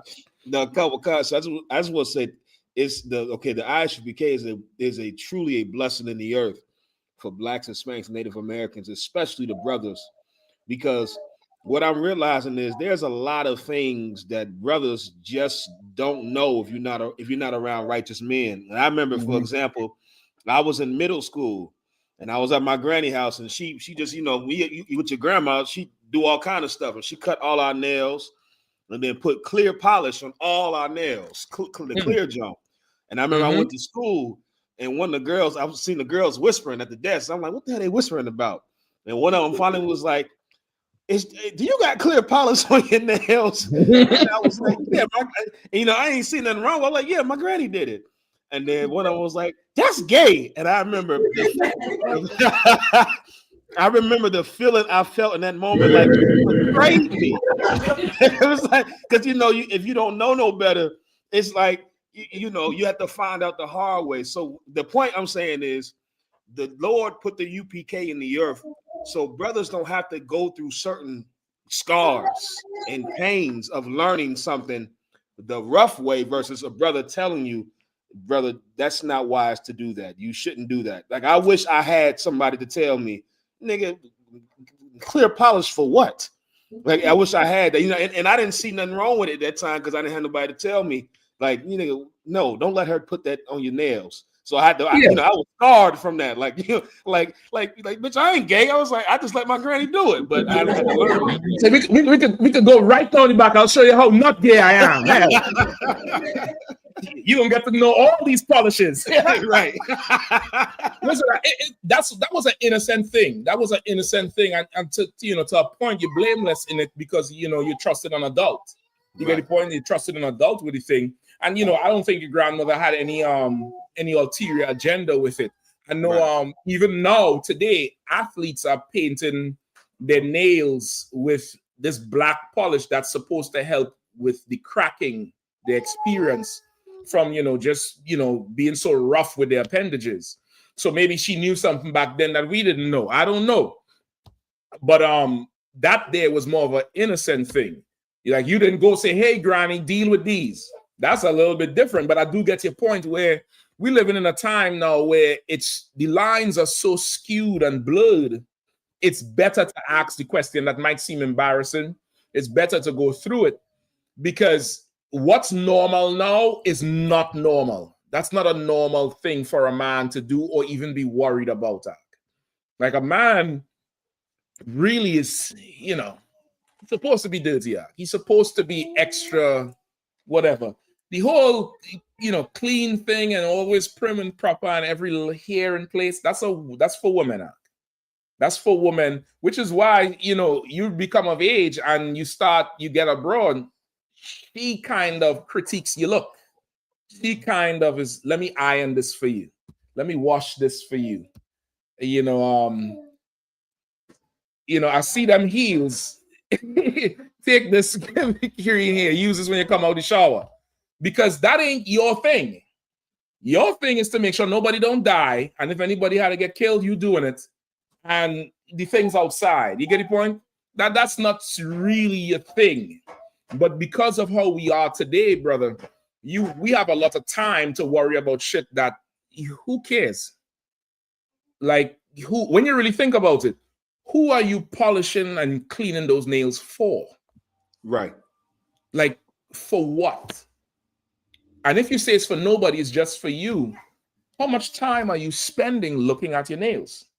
Like, there's work to be done in Oahu and Aquafian. There is work to be done. There's a lot to do. I'm sure go into how long is a nail appointment for you sisters who go every week, every 2 weeks? See, I know the good. Be honest, Tawala, give her a hand.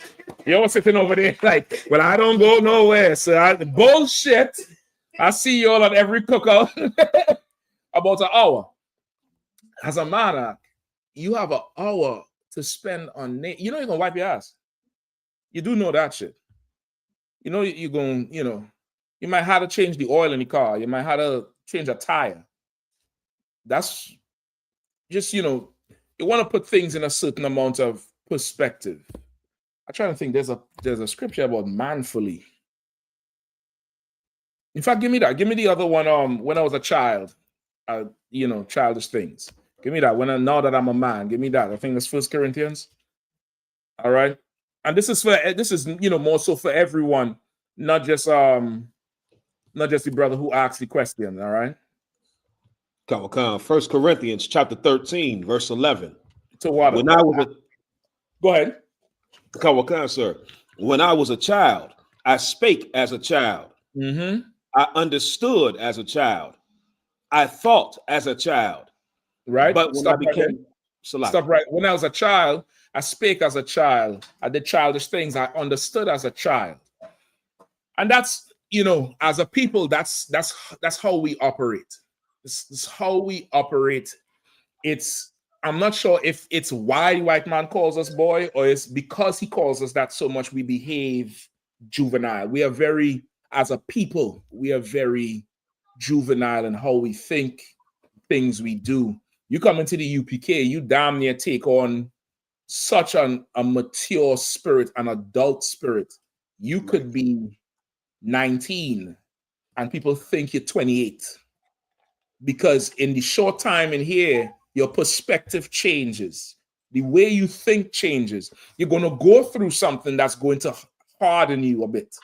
It's going to harden you. You're going to lose people who you loved, friends, family, whatever. They're going to turn their back on you. Something might happen where you go through it. And because you go through it, you damn near, for want of a better expression, you damn near man up. You manned up. And this is for the sisters too. You go through something where you're not so silly anymore. You're not so ditzy and dainty. You put in thought into stuff now. You're considering different outcomes. And because of that, even your countenance changes, not for the worse, for the better.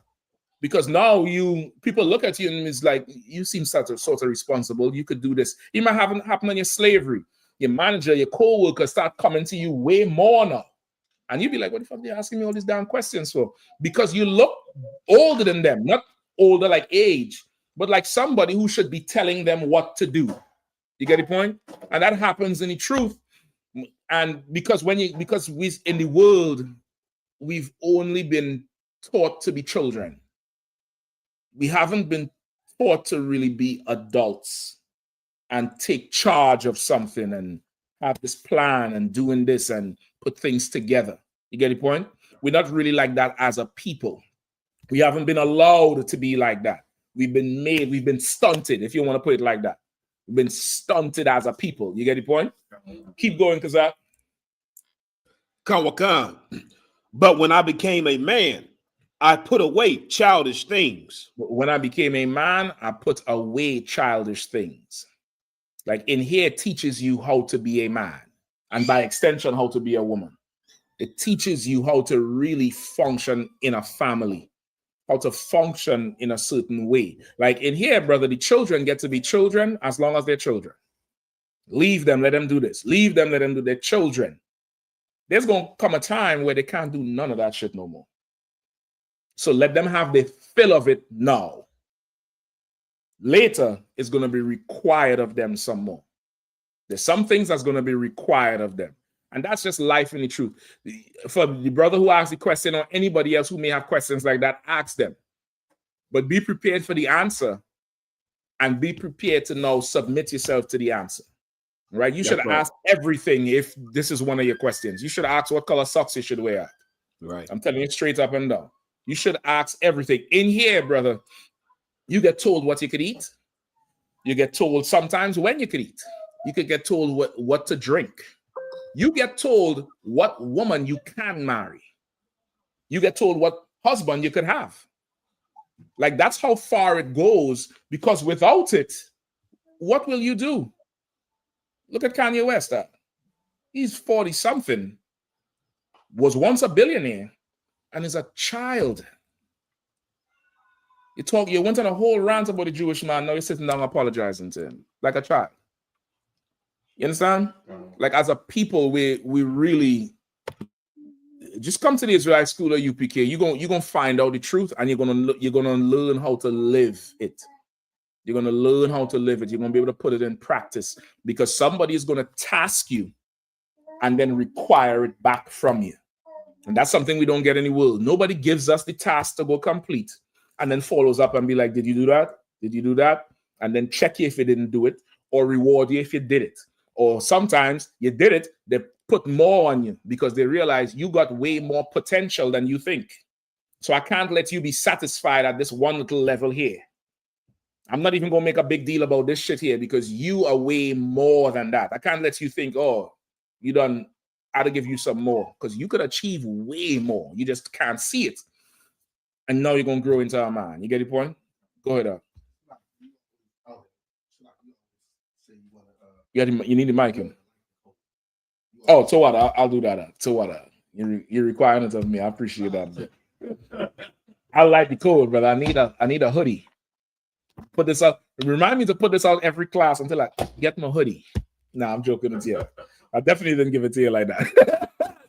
All right, but yeah, you definitely want to ask the questions, but put away childish things. I wouldn't care about your nails. If you have a problem, I think he replied he had a problem biting his nails. If you bite your nails down to the point it bleeds, your problem is not your fingernails. Your problem is mental. It's anxiety, nervousness. You might need to get counsel. You might need to talk to somebody. And you might need another activity that requires you to want to do this, but then you don't do it. Right? This is biting your nails down to the damn knob till they bleed, till they get sore. It's a reaction to many things. It could be trauma. It could be anxiety. It could be a whole lot. And you just might need some help with that. What you don't need is to go see Miss San to sit there and have your cuticles and let them tell you how soft and nice your hands is. You just definitely don't need to do that. Go, hit the gym. Go get a punching bag. With a punching bag about $50. Beat that shit all the way up. Bloody your hands, Bloody your hands. Let me give you another hint. Usually, things brothers do is for some woman. If there's a woman telling you about she only wants nails that's, what is it, manicured, don't talk to her no more. You need the bro that want them hands rough. She holding your hand because her hands is soft and your hands is not. That's what you need. You need that type of woman. I'm just speaking in general. I'm not saying this is what this brother's issue is, but just in general. You want the nails manicured. Now, of course, wash your hands, cut your nails, them type of thing. You buy a big nail clipper, cut your damn nails, do whatever. But for the most part, you don't need to go there and submit yourself to that thing. All right, please. Imagine you coming to camp. It's like it's they missed my appointment at the salon. I'm gonna send your ass back to fuck home, man. I'll ask you to never come to camp again. Yeah, I'm telling you, Salaki. I'm gonna write the longest letter to the general, begging him and pleading him. I'm gonna give him a 3-page essay why that shit can't come in here. I'm gonna go into the chemicals is dangerous for the men in the camp and damn nail polish. I'm gonna go in there and say the chemicals lower sperm count, so it's affecting the babies. You can't come to camp. Yeah, don't do that. Just ask the questions though, but don't do that shit. Do not. Please. Let's move on now. Enough time with that shit. That's Samson over there, man. The bottle one, don't know that's the big case. That is 36 case in the bottle one. That ain't the 6-pack. He don't give a damn. What's the next question? What we got? Concert is from Austin the 1 year. It's like, sir, if I may, haven't heard it in a while. Was it still taught that Christ's returning in the winter and on the Sabbath?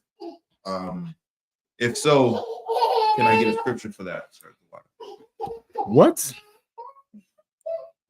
I might, Kazak, I might have to pass this class to you soon. I think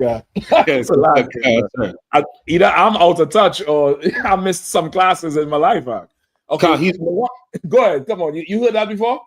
Yeah, Carl. So he asked me. I meant to ask you. Jeremiah Hyman broke this down years ago. I haven't heard him break it down, but he said the scripture. I'm trying to pull it up now. It's in Matthew 24 and 20 when it says, "Pray that their flight is not in the winter, neither on the Sabbath day." Okay, And that's the precept he's asking about, or you sure that's the one? Yeah, okay, this is the one. No sweat. Okay, that's a lock here. You're scaring me. I'm so serious. Listen, because I questioned my whole pedigree right here, and I'm like, what? Jeremiah Hyman broke this shit down. Come on, I was about to listen. I'll give up the ghost if that's the case. Shit. Okay, pull the precept. No one just confirm that that's the precept you're referring to. All right, pull the precept for that. And if that's the precept, that's not what it's saying, because of course, what does the Bible say? This is the book of Matthew. One second. What does the Bible say that that's not what this is saying? Shapat? No man knoweth the hour nor the time. No man knoweth the day, the hour, the time, not even Christ. Christ is waiting on the order to come back. He can't even come on his own. The Lord had to say, get the army, go down there. He's waiting on the order. Not even Christ knows the day or time he coming back. So that this precept can't mean that. All right. So that's where you go. Always remember, like the general say, the Bible is like a river, right? And if you know anything about rivers, they come from waterfalls, which comes from rain, and they empty into the sea. And it's the same thing from the top of the mountain to the mouth of the sea, back to the sky, back to the top of the mountain. It's the same water. There's nothing different. Nothing ever different. So if you already know, no man know at the time, this can't say he's coming back in winter. You just don't know the breakdown, but you know this cannot say that part. All right, go ahead and read what he asked about. You wrote the scripture down, Shapat? What does he want? Did he confirm that that's what it is? All right, Matthew what? Matthew 24 and 20. Let's get it. This is the book of Matthew, chapter 24 and verse 20. But pray ye that your flight be not in the winter. All right, Matthew 24, the entire chapter is about signs of Christ coming, the prelude to the end of the world as we know it today, meaning this society. So it's running on a whole ton of things: wars, rumors of wars, earthquakes in diverse places, famine, pestilence, all that thing is running down. And then they reach to verse 20, right? Read 20 again. But pray ye. Hold on. Let's skip up to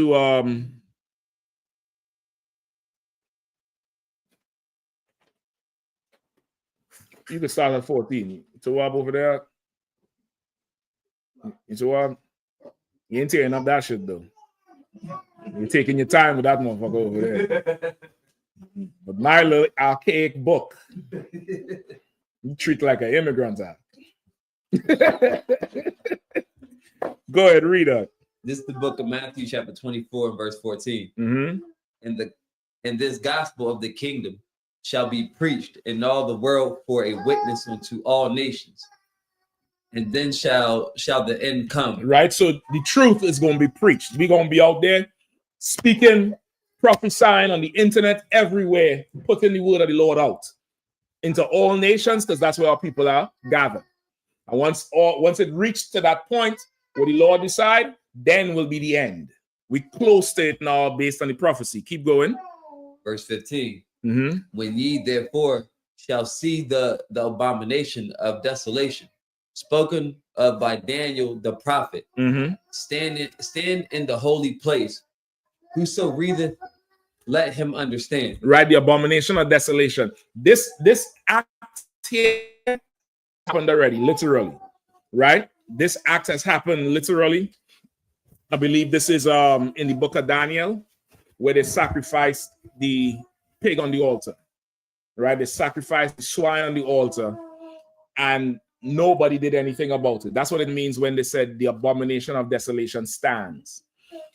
Christians and fake Israelites believe that the abomination of desolation standing is a person. That's why, you ever see the Omen, Damien Omen? You know what I'm talking about? Yeah, all that shit, horror movie shit. they're looking for one person to be the Antichrist. That's where Christians get it from. This is one of the places they get it from, that somebody will arise in the earth and he'll stand, and they'll call him the abomination of desolation. That's not what this means. This means the abomination of desolation, meaning they put a pig on the altar, our holy altar, and sacrifice the pig there, and it stand, meaning nobody did anything about it. They did it, and that stood. That thing was established there. You get the point? You say, when you see the abomination of desolation happen, that's spoken in the book of Daniel, meaning he prophesied this. Whosoever read it, let him understand. That's what he's saying, let him understand, because this is not talking about a man. This is talking about a thing that Daniel prophesied. I think I misspoke earlier. Daniel prophesied it happening, and it was going to happen to us in this time, right? Keep reading. Verse 16. Then let them which be in Judea flee into the mountains. Now, when that happens, is when the Romans come in there, much like the Apocrypha with Mattathias and the Greeks and the Romans. They did the same thing there, sacrifice a pig on the altar, right? But that one did not stand because Mattathias killed the king's man and led a whole revolution. Then there was one still to come. That's what happened with the 70 AD destruction. With the invasion with Vespasian on them, that shit stood because nobody fought them niggas back. And they haven't left Israel since. You get the point? They went in there and they've been occupying there till this day. Right? That's it. That one stood. They say, then when that happens, let them which be in Judea flee to the mountains. Meaning, go, leave. Leave. Go ahead. Verse 17. Let him which is on the top, so like it, which is on the housetop, not come down to take anything out of his house. Mm-hmm. Verse 18. Neither let him which is in the field return back to take his clothes. When this thing happened, you cannot go back to pack it. When it's time to leave, leave. That's just it. It's a spirit that goes through the Bible. Where else did this happen before? In Egypt, Passover. No, because there was some preparation. Moses gave some instructions on what to do. This one is a little bit more sudden. Go ahead, sis. Lot and his wife. Lot and his wife. They had to roll. And they said, don't turn back. She turned back. Like this, you can't love nothing more than the order. You have to be in love with the order and the system of things. And that's how things move and work. And that's how you survive shit. If you attach to anything like that, when it's time to function in the system or the order or the process, you won't be able to because you just bought, a new dress, new shoe. You ought to go back to the house. They said, if you're on top of your roof, come down and leave. Don't even go into your house. When this thing happened, get the point? When the abomination of desolation happened, brother, it stands, meaning when I say it stands, meaning we have no more fight to fight these Romans off no more. There's nobody leading a charge against them. If you stay there, they will eat you. These Romans, these white people, they're not normal. You get the point? They're not usual. You understand? He's saying leave. Go ahead. Verse 19. And woe unto them that are with child. And woe unto them that are with child. Why is that? Keep reading. And to them that give suck in those days. No one, y'all, if you're listening, woe unto them that with child and give suck in those days. Why is Christ saying woe unto them? That's with child and give suck in those days. Salaki Shapad, I didn't like this. Nah, fuck with you. No one, y'all, why is that? Why is it saying woe unto them? Who knows? Oh, no one, y'all, if you could answer. Let me know if he answers. Give him some time. Keep reading. Verse 20. But pray ye that your flight be not in the winter. Right. Go ahead. It's like neither on the Sabbath. It's like neither on the Sabbath day. But pray ye that your flight is not in the winter, neither on the Sabbath day. Right? I think he answered. Go ahead. He says, time going to be rough. That's true, but you want to break it down a little bit more than that so everybody fully understand. I know I saw something fly. You see what kind of light incense are? It's smoking over here. God damn it. Y'all know who used to steal the matches in the house when I was little.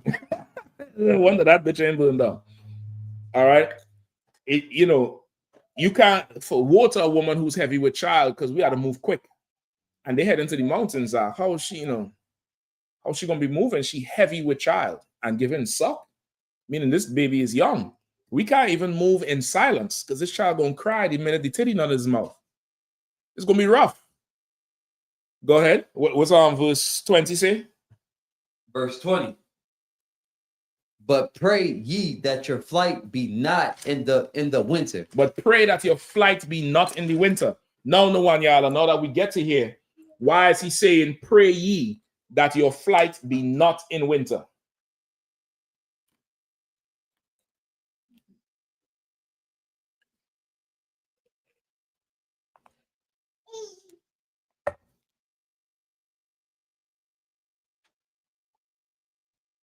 You answer yet? All right. Line up any other questions we have. What time is it? Time is 8:48. All right, cool. We're going to the topic right after. Anything yet from him? Right? Why anybody else? Why is why you don't want the flight to be in the winter? Go ahead. He answered. Come on. Says being in the cold while on a run with not such clothing to heat yourself. Yeah, it's rough to be in the cold when you're prepared. You all been at camp? Go ahead. Yeah, it's rough to be in the cold when you are prepared. Every camp there be, somebody wanna go in the Starbucks. You get the point? It'd be rough. So imagine when you're not prepared, when this call just comes. This call comes and you just had a role, which is why, okay, as Israelites, we are very prepared type of people. We always, we think a certain way, we move a certain way. You know what I mean? You want to be prepared. Even the Bible says the men in ancient times wore glorious and warlike apparel, because we were never a nation of,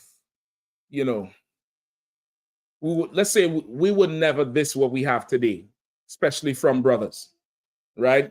Where, not knocking the brother here, but just in general, like the average person dresses a certain way. Brother, do you know when in skinny jeans you can't fight? Who the hell is you fucking fighting with skinny jeans? You had to jump to, yeah, exactly. He knows. You had to jump to put jeans on, brother. You can't kick. You can't run. Times before with the big jeans and the long t-shirts. Who you scrapping in that shit up? Get the point? And sidebar, your dress code comes from Esau. Your dress code totally comes from Esau. I think the long white tees and the blue jeans. Remember that era with Nelly and all of them? Yeah, the tall tee, but it had to be white. That comes from the feds, I believe, because that's how they would identify the street niggas. It would be easy to pick you out because not everybody dresses like that. That was a certain type of person's dress code. That was easy for them. Also, you brothers with them skinny jeans, you can't carry no sewing machine. Where's that fitting? And I see you all wearing these crop tops now, nigga. Who you showing this navel off to? That's what I want to know. Who you showing that little hair that comes up from the pubic area up to the navel? Who's that? Who's supposed to see that shit? Like, y'all got the game all the way twisted all the way up, man. Go ahead, Al. So I was getting my hair braided one time, and there was a brother that came in and first I was talking about brothers who had the purses, and then this brother came in with the purse, and I just had to ask him. I couldn't help myself. So I was like, you know, hey, what's up with y'all, you know, with y'all wearing the purses? He was like, it's not what about the person, what's in the person. He like kind of gave me a look. I'm Got like, a Glock in the purse. yeah. So I'm like, do you know I can, you know, knock you out before you even open the purse? Right. He doesn't understand the distance. Even if he gets the shot offer, let's say he get a shot offer, or he pull out whatever, I'd be highly impressed at, because this is this thing. It's sling across him. He had to zip it, open it like Eve. You know, a woman goes in her purse, and he has to move things around. Say, hold up, wait, I got some for your ass. I'd be highly impressed if you get anything off doing that shit. Like, goddamn, you deserve to shoot me if you dip in a purse and pull something out that's going to hurt me. Yeah, they got it all wrong with. Oh, you ready to take over the class about one? You ready? You need to take it over? Or could I continue? Let me know. Enough. He looking at me like, nigga, you know I need to take over this class. It's about you're on the right road. You're on the right road.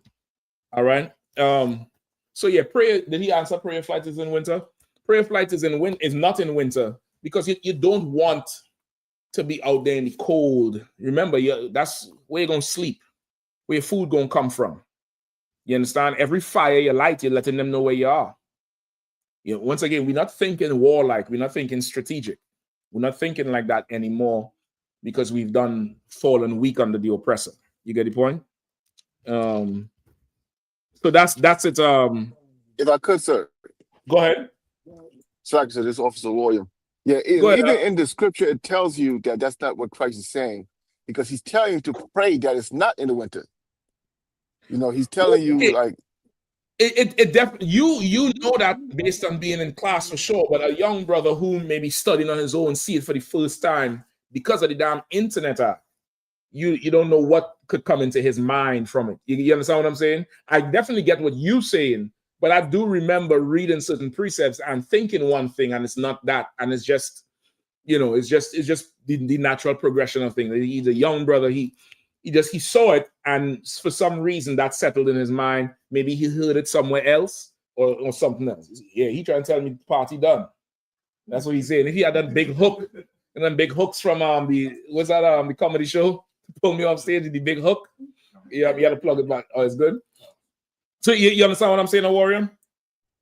I definitely understand. Yeah, it's definitely that part. I think, you know, some brothers like you said, they done been around long enough for the breakdowns, so y'all could damn near piece it together. But it's whatever it is confused in his mind, I hope it's set straight now. So that's what he's describing, the one.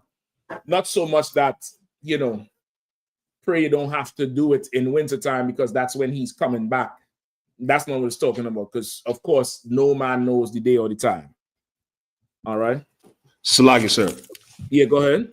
When I was talking to him, there's a specific class. Like I said, this was a couple of years ago. General Muhammad was describing before the school split and the whole when they would believe in Christ. You know, they were at the time they were teaching that Christ would come back in 2000. And General Muhammad was saying that they were in the school, and it was brothers saying like, okay, as the time was winding down, like he said it was like 1999. He's like, as the time was winding down, it was like they were looking, either he said they weren't looking for, or they were looking for this, like a couple Sabbaths passed, and it was like, okay, well, it's in the winter time, so it was like it's not too much time to get to 2000. And so that's where the like I said, the premise came from that. Yeah, okay. They were looking in the winter time because of Esau's calendar of the year 2000. Those of you who old enough to remember, Y2K was the fucking boogeyman. Yeah. Y'all think AI is scary? Brother, you know, 1999 was like everybody thought this was it. This was it. I done heard the stories. Listen, there was brothers in the school was, you know, doing things thinking January 1st we gonna be free. So it's, you know, you can imagine how far my mind could go, thinking the end Christ is gonna be back tomorrow. You get the point? Go ahead. Prince had a whole song on. Tonight we're gonna party like it's 1999, because it was, I think since like the 70s, it was so much of a Y2K, year 2000. It was at one time the 2000s seemed so far away. You know, movies would, you know, there would be movies in the 90s saying 2025 and there'd be flying cars and shit in the movie. No, we in 2025. Now the cars drive by themselves, but ain't the shit flying because it just the human mind perception of time. They start imagining shit. So there was a huge push, and then of course that year 2000 prophecy, which was of course absolutely right. Ariel was not wrong for it. Brothers was, you know, totally plugged into it. So even though that prophecy came, you still had to, you know, work towards there and beyond. Go ahead.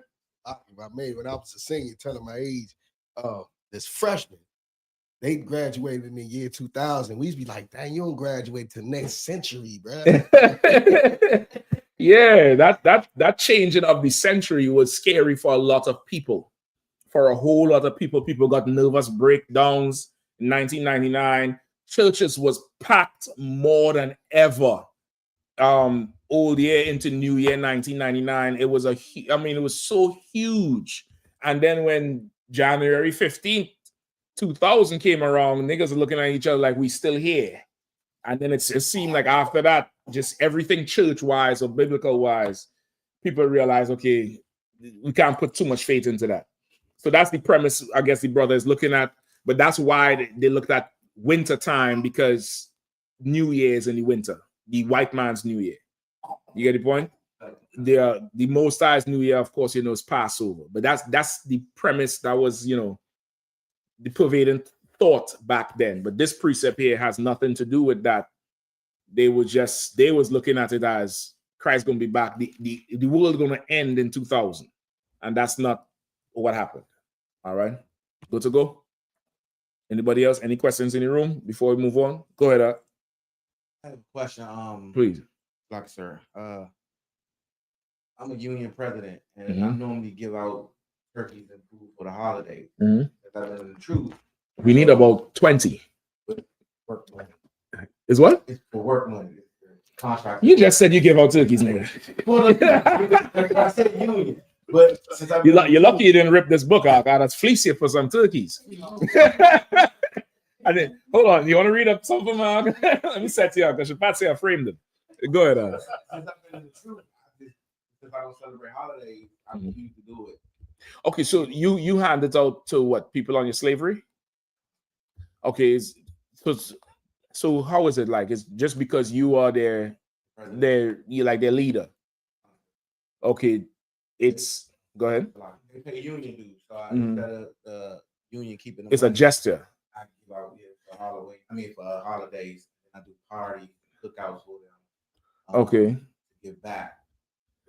For the last 3 years, 2 years, I haven't done it. And they having a problem with you? Sir. It's not. Protect your neck out. Watch your six at all times. Might end up in a trunk. Black Friday morning now. Last thing, nigga, where my turkey? I mean, you could just let them know, you know. Okay, what did you have in mind to handle it? I just wasn't going to do it. I told him, I don't believe in holidays, so I wouldn't give out turkey. So I usually have a Christmas party, but now I changed the party to like February, just have an end of the year party or new for them, because I won't do a holiday party. I won't put my name on anything that says holiday, or because it's still coming from me and my name will be on it. I understand. Okay. Let me ponder on that for a second. This definitely something you could do. There's definitely something you could do, right? It might involve passing that duty on to somebody else, and they could do. Come on. So, like I said, other contents right there. I have a similar situation every year, right? So what I did is I always empower some heathen under me, right? And I just make them feel good and give them extra tasks, you know, and it empowers them, you know, and you know they handle all that stuff, you know. I pass off a lot of tasks to heathens who are under me, and you know they gladly do it because they're already in the spirit and they love doing stuff like that. But I don't touch any of that stuff, sir. You could do that. That's what I'm saying. You might involve you passing it off to somebody else, and they'll just request the funds from you to do whatever. You know, that day is not the truth. That's your job. You manage the money. You know, it's really neither here nor there as long as you're not involved in it. You get the point? Or you could organize other things for them at other times of the year. Or you could make it so that it's like a food pantry thing. Somebody who needs it could come and get food. You get the point? Maybe you don't get turkeys. Maybe you just give away food in general. You get the point? Whatever they want, you buy a ton of gift cards, you give it to them. Gift cards is fine. You get the point? You get, November bonus or whatever, or do it some other time so it's not tied to this Thanksgiving shit. You understand what I'm saying?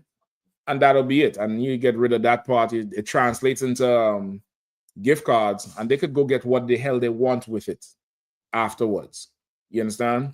And that's that. Or what Officer Warrior says also good, where you appoint somebody events manager, or social out. Give it some title, some old social outreach nail polish manicure person.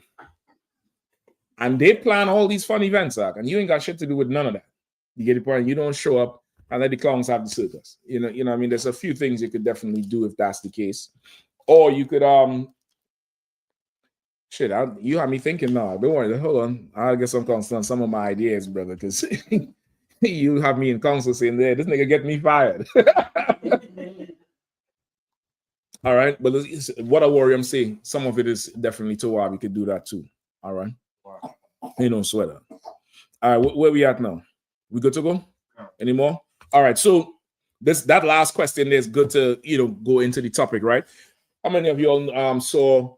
Give me a picture of Trump and the Saudi man up there. How many of you all saw the meet and greet with Trump and the Saudi crown prince, Salman or Salam or whatever his name is? Anybody saw it? You all saw the interview with him? Trump gets so horny over money. We should have seen him talking about the billions, bro. He was cackling, and he had a piece of paper in his hand, and he hit the Saudi prince on his knee, like, "You're gonna get that $1 trillion," and he's smiling like it's cracker. Like, he gets so excited over the thought of money. I could imagine if money is right there in front of him. So they announced that this Saudi prince was going to invest $600 billion into America, right? Trump in the press conference, I don't even know if they talk about this shit. Trump say, by tomorrow, he's my good friend now. He's my good friend here. We're going to talk some more by tomorrow. I think we're going to come to an arrangement of $1 trillion on the spot. 2 minutes later, the Saudi prince say, "Yeah, I think we could come into $1 trillion. And Trump damn near lost it. He damn near, he lost it. $1 trillion never been done before. $1 trillion. Imagine that. Some. We're going to do this and we're going to do that. And we're going to buy the fighter jets and this and that. This is a huge deal between America and Saudi Arabia, right? Now, from prophecy, Commander General Yahanna has always been saying, once the Saudis get involved, we are a step closer to it. And this here is a branch or a exit or a off-ramp for Saudi Arabia to get involved with the current conflicts that's going on in the world with Russia and Ukraine, Israel and Gaza. It's definitely, and of course with Russia and Ukraine, China is involved already. The Hamites is involved. Now you have the Saudis coming in. And now Trump, of course, in his first term, this crown prince, according to the investigative report, he ordered the execution of a few people, including, I think, a Washington Post news reporter. And they cut his head off, cut his body off, all kind of shit. So they asked the Trump, what about this reporter that got killed? Trump said that's very embarrassing. How you going to embarrass my guest like that, blah, blah, blah. He knew nothing about it. Then the prince is like, if you don't mind, Mr. President, he said that was a mistake. That was very bad what happened. and we're going to do things to make sure that don't happen again. It didn't mean for it to happen like that. He down there backtrack. It's two different answers. You get it. This whole thing here between two of them is a huge money deal, and it's lining up with what was prophesied in the earth to happen. All right. Give me Ezekiel 37. Also give me Revelation 18.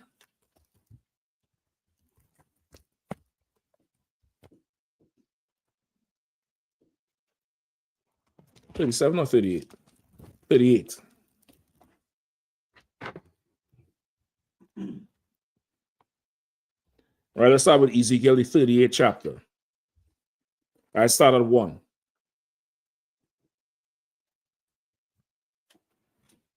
Whoever have it, read.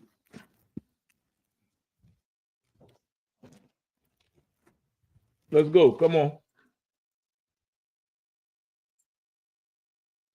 This is the book of Ezekiel, chapter 38, verse 1. And the word of the Lord came unto me, saying, Son of man, set thy face against Gog, Mm-hmm. the land of Magog, Magog, mm-hmm. the chief prince of Meshach. Can you say it again? Meshach. Meshach, Mm-hmm. the water. And Tubal, mm-hmm. the prophecy against him. Verse 3. And say, Thus saith the Lord God, behold, I am against thee, O Gog, the chief prince of Meshach, Mm-hmm. and Tubal. No sweat. Don't worry about it. Who is this talking about here? Who knows? All right. This Ezekiel 38 chapter is a major prophecy. A lot of it is happening right now. Son of man, set thy face against Gog and the land of Magog. Right? Either one. Go ahead. That's Russia. And right. Go ahead. And all the Soviet Union.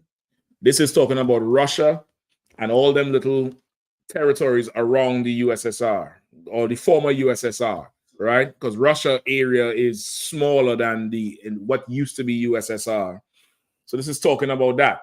Gog and Magog in the Bible, you go back to Genesis, the real Genesis, is the sons of Japheth, right? Who have ears to hear will hear. Do you think? Right? Is sons of Japheth. Right, so a lot of fake Israelites and Christians read this and say this is not a prophecy about the white man, but about the sons of Japheth, because that's who Gog and Magog are. But that's not who. What's up? I was gonna say, I'm sure Gog and Magog is more so land, and so it's talking about Russia because they at the land. Well, that's what I was going to just bring it out. Japheth, that was their land before. Right, that Russia territory, Japheth was up there before, and that's why that land is Gog and Magog. Esau came in there after and pushed them out of Europe and took their land, much like the white man came and took this land from the Native Indians, who are the real Americans, if you want to put it like that. Go ahead. It's like also with like Mesariah. Bring it up. It was named after the people that were there. That's around. It's similar, right? Because Mitzrayim is Egypt, the Egyptians, right? Same thing. I know, but Mitzrayim is land of bondage, right? I think the house of bondage. Egypt. I think that means house of bondage, right? It means house of bondage. This one here, Gog and Magog, is the sons of Japheth in name, but it's referencing the people in that land, right? So this is a prophecy against the people in that land today, which is Russia. The Russians is there, which are also Europeans. Magog is the smaller territories, all them Uzbekistan, Kyrgyzstan, and all them stands up there, and Bosnia and Kosovo and Chechnya and all them places. They were all USSR territories. And in the past, Russia was, of course, what? Super communist, right? Communist, this was under who was there? That was who? Stalin? That was Stalin, right? Later on, they started turning to democracy. I believe who was those? Gorbachev with Reagan or Nixon, Reagan. When he came to America and he took him to the supermarkets and showed Gorbachev all the wealth America had. The shelves was full. And Russia at that time, they had bread lines. They had bread lines, and a lot of European countries do that too, where they have hard times and they ration the food out. Like almost like what Trump is doing now with the social welfare programs, where he want to tell you what you could spend. That's a very European thing to do, where they would ration your food out by your height and weight and age, where you need a certain amount of grams of carbs and protein and sugar, and they give you that, and you have to, like a budget, and that's all you get. And Russia had bread lines at that time because it was going through severe economic turmoil. And America started to seduce Russia towards the ways of the West. In comes Putin, right? And at first, Putin was following suit and then turned on America, turned back and started going the opposite way, right? Keep reading. Whoever was reading, somebody pick it up for me, all right? Whoever could, pick it up quickly. Oh, God. I was on 3. And say, thus saith the Lord, behold, I am against thee, O God, the chief prince of Meshach and Tubal. And I will turn thee back, and put hooks into thy jaws. And I will bring thee forth, and all thine army, horses and horsemen, all of them clothed with all sorts of armor, even a great company with bucklers and shields, all of them handling swords. Right? He said, I would put a hook in your mouth and turn thee back, like a fish that's swimming in one direction. Just think like Russia was going in the ways of the West. The Lord said, I'll turn you back the other way. And that's why Russia started turning back now to form, the Communist Union, the USSR. That's why today you have the anti-Russia propaganda so much, because Russia is breaking away from what America wanted. In Europe, as far as UK and maybe France and probably Spain, that's as far Western culture goes. Beyond that is old Eastern Bloc Europe, right? It's old Eastern Bloc Europe, and America doesn't want it, but the Lord wants that to happen. So that's why Russia turned back. There's also a part of Russia called Georgia Russia. They were the first ones to defect before Ukraine. There was a war with America, pseudo war with America and Russia around about 2011, 12 or something like that, 14. Somebody could check it out, with Georgia Russia. And Georgia Russia said, listen, man, we'll break away and follow America.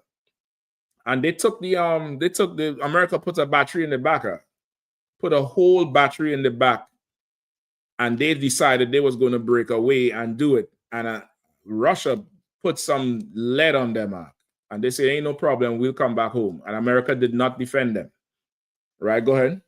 I think it's saying 2008. 2008 could be around there. Maybe it started. All right. I could probably have the years wrong. Any other year? 2008 sounds correct? Right? Could be that. Yeah. Russia stepped all the way into Georgia, all the way in, and put lead on them niggas out. And they said, all right, ain't no sweat. America didn't come to help.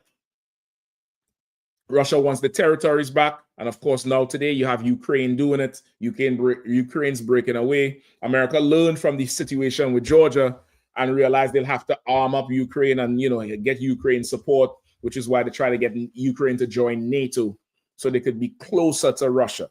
All right. So that's where we are. Well, not now, but 3-4 years ago. This prophecy that's what was happening. All right. Keep reading. Everybody following so far, right?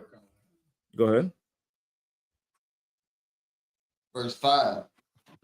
Persia, Ethiopia, and it's like in Libya, with them, all of them with shield and helmet. Right, Persia is gonna get in it. That's Iran. That's why when you had that conflict with Iran and Israel recently, it was such a big deal worldwide for them, because Iran is prophesied to get in this thing that is going to push it further to World War III.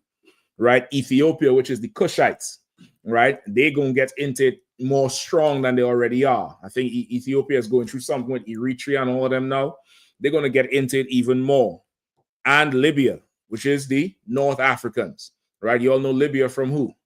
Gaddafi, right? So they've been playing into this thing all along. All right, go ahead. Verse 6.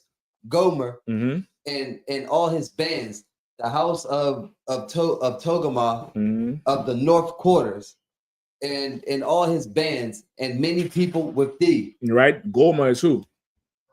France, right? All them that North territories, they're gonna get in it too, which is why France is, so important in all the world relations right now. Even how they're falling, that's an important part, because now as they're falling, they're gonna cleave to whoever is strong enough to offer them the best offer. France is like the, an old hoe on the block.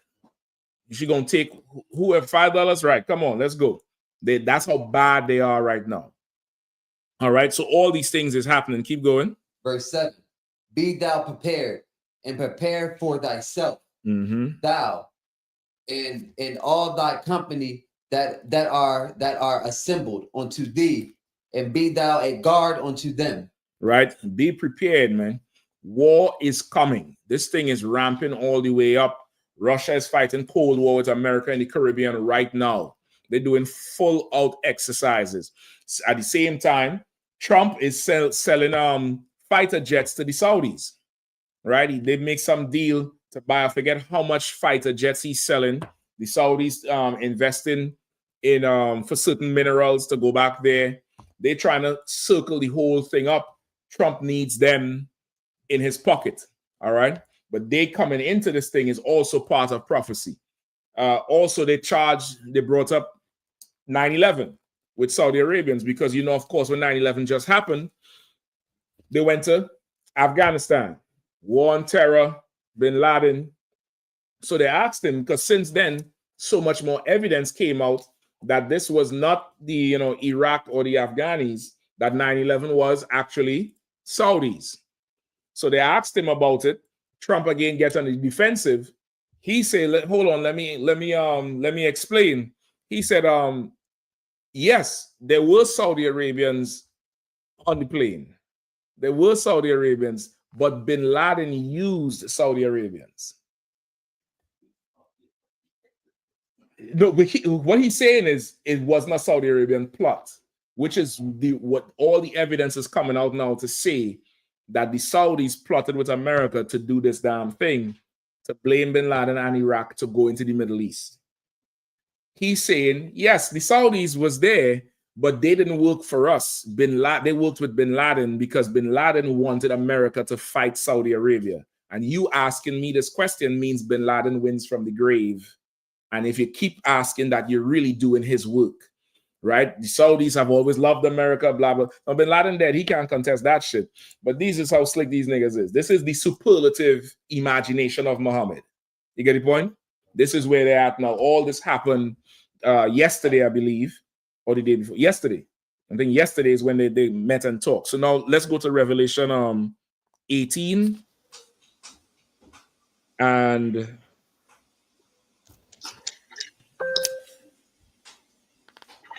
you could start at, let's start at 1. That's fine. This is the book. It's Salaki too, sir. Yeah, go ahead. Come on, sir. And that point you was just making about Donald Trump, I was listening to NPR, and what made it so diabolical for what he said yesterday is that when 9/11 happened, Donald Trump was very vocal the days after in stating that this was the Saudi Arabians. He said he was on news stations all across New York and news broadcasts saying this doesn't even make sense. It wasn't the Afghanis, it wasn't the Iraqis. He was charging the Saudi Arabians. He was one of the very few at that time that was saying, no, this is not what y'all saying it is. It's the Saudi Arabians. And so for him now to get in this cat face and backtracking, showing all 32 of his teeth, he's like, he's a whore. Brother, with the R, with the R. Brother, you got to see how he get excited when the Saudi tell him $1 trillion. Right. He gets so excited. Like, once you got money, Trump is your buddy. Now, you see how he said, pull the picture back up for me for a second. you'll see how he's sitting in there, right? You'll see the the horrible headpiece. The horrible headpiece he wearing. When Zelensky came in his sweatsuit, they told Zelensky, you don't have a suit. Why you coming here dressed like a bomb? Some they laid into Zelensky. This nigga there in a nightgown now. He there in a what is the thing them the woman wear? The muumuu. He there in the muumuu walk in the White House, and Trump sitting there saying, "This is my body," because he got money. Mm-hmm. And a picnic table cloth, the picnic basket cloth, you know, the one from Tom and Jerry and Tweety and Sylvester. He got the picnic basket cloth right there. And Trump says nothing about his dress code because money is involved. Like America is for sale right now. America is fully for sale. So now let me get Revelations 18:1. This is the book of Revelation, chapter 18 and verse 1. And after these things, I saw another angel come down from heaven, having great power, and the earth was light, Slakia, and the earth was lightened with his glory. Verse 2. And he cried mightily with a strong voice, saying, Babylon the Great is fallen, and it is become the habitation of devils, and the hold of every foul spirit, and a cage of every unclean and hateful bird. And we in that time right now. UPK have a song, Babylon is falling to rise no more. Fallen, fallen, fallen to rise no more. We had that song, the brother saying in Hebrew Academy as they march, because Babylon is falling. But this angel say Babylon has fallen. The great has fallen.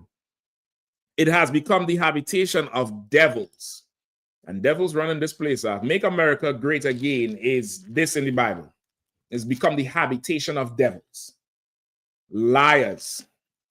Right? And the hold of every foul spirit and a cage for every unclean and hateful bird. What is that talking about? The Epstein files. Brother, them Epstein files are. I don't know what Trump have up his sleeve where he say let them loose. But them Epstein files, brother, got every foul thing they done did with every teenage girl and boy ever. It might be that Prince might be in them files too.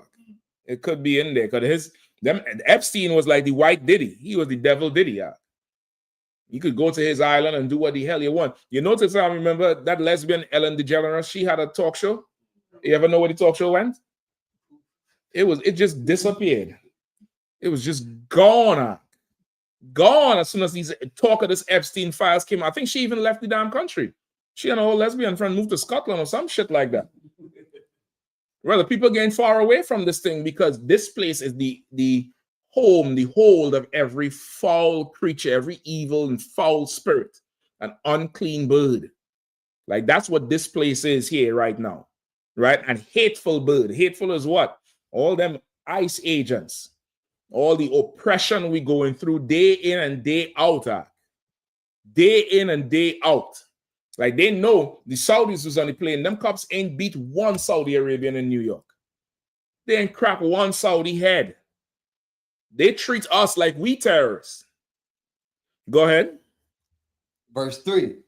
For all nations have drunk of the wine of the wrath of her fornication. And the kings of the earth have committed fornication with her. Come on, man.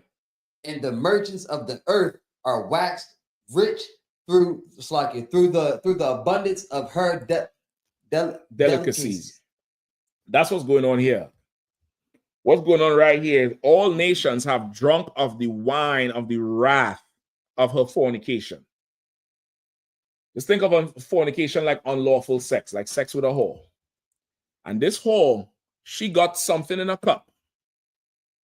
And you drink from it and you become drunk with it. You become drunk with the wrath of her fornication. You become drunk with the aggression of America and the anger and the violence of this place. You become drunk with the philosophy of Christianity. You become drunk with it. I thought America was the infidel. I thought, in Islam, America's supposed to be the infidel, right? Eating pork, alcoholism, smoking weed. I thought it was haram for this thing. What's going on, Bakwash? I'm getting where He says $1 trillion and his reaction. Oh yeah, go ahead. Let's play it for them, man. You might want to pull it up on the things. You might want to share it before, so we know what we're looking at. Put the volume up too.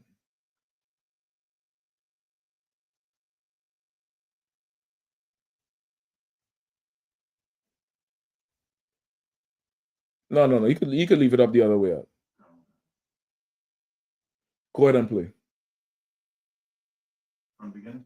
But I just want to We'll see. We'll just play. We'll see. say it's an honor to be your friend, and it's an honor that you're here. And if you'd like to say a few words, but thank you very much. Well, thank you, Mr. President. This relation has been a relation for about 9 decades, and we've been working together for a long time. But today it's a very important time in our history, because there is also a lot of things that we're working on in the future. We believe in the future of the United States of America. We believe in what you're doing, Mr. President. It's really creating a lot of good things and good foundation to create more economical growth, more business in America. And it will also. Now he said we've had a good relationship for about 9 decades, right? That's what you heard him say that. It's almost 100 years, right?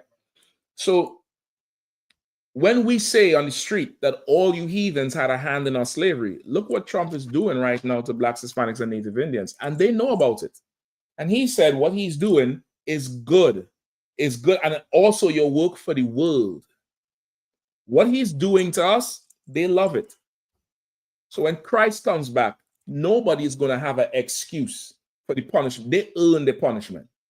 They earn it. Keep playing.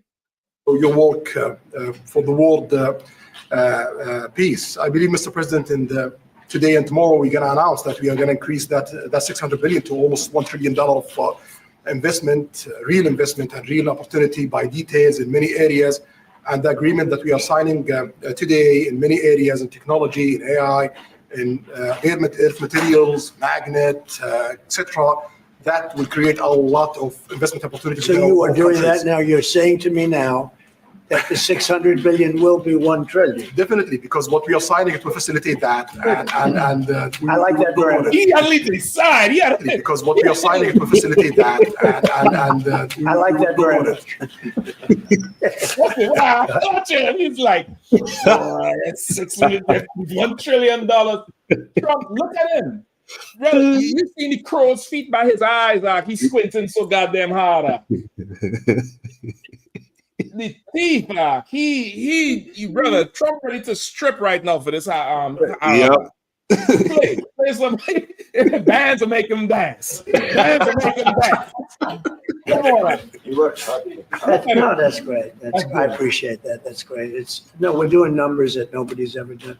And in all fairness, if you didn't see potential in the U.S., you wouldn't be doing that. Definitely, you don't want to lose money. As you said, Mr. President, it's the most hottest country in the planet. But what you're creating is not about opportunity today. It's about also long-term opportunity in the United States of America that will affect American economy positively in the next coming decades. Preparing the right foundation of emerging technologies. That's a game changer for America in a good way, and we want to be part of it. So Trump had a ball in the White House with that $1 trillion. He was like, this is money that I want all of it. And he started tapping him on his knee and clapping, and not clapping, I'm reaching out for his hand, holding his hand. He said, this is what Trump said. Trump said, I'm going to shake his hand. I'm not even going to fist bump him. I don't care where his hand has been. You can look that up. He said, I don't care where his hands has been. I'm shaking his hand. For some money? Oh my God. Trump had a career in Magic City. Was the other one in Atlanta that you would like to go to? Oh man, you can look for it. We ain't got to play. Let's read some more. I want to finish up in about 5 minutes. All right. Let me get some more. This is what verse you at? Verse 3, sir. Verse 3. All nations have drunk with the wine. Like this prince here, if he could do $1 trillion. Somebody just Google for me. What do businessmen look for as a return of investment? What percent of their investment? Like, what do they want back if they invest something? Go ahead. That's it. No, I think we saw that part. No, we didn't. Okay, go ahead. No, they didn't see the say, but no. There's a part after. There's more to this interview. I watched the whole thing. There's a part, brother. He reached over two hands, and shook his hands. This is my friend right here. This is my friend here. Is that the beginning? And he say, I don't care where his hands has been. We not fist bumping over here. I don't care where his hands has been. And you all know the general done brought out how them heathens, they use one hand to eat and the other hand to just play in mud. Use your imagination. Right? Let's keep reading now. I'm trying to keep the time. All right. All nations, you can keep with the picture up though. Whichever picture you have. All nations are drunk with the wine. That one is good. All nations are drunk with the wine of her fornication. Like they now drunk with it because he said this is not just for today, but in the future.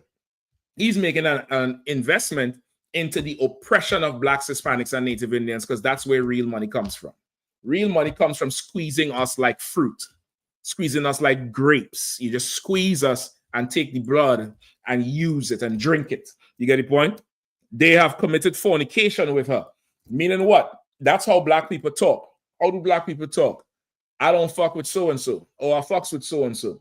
That's biblical. They say they have committed fornication with her, personifying America as a woman. This prince here is here to F with America.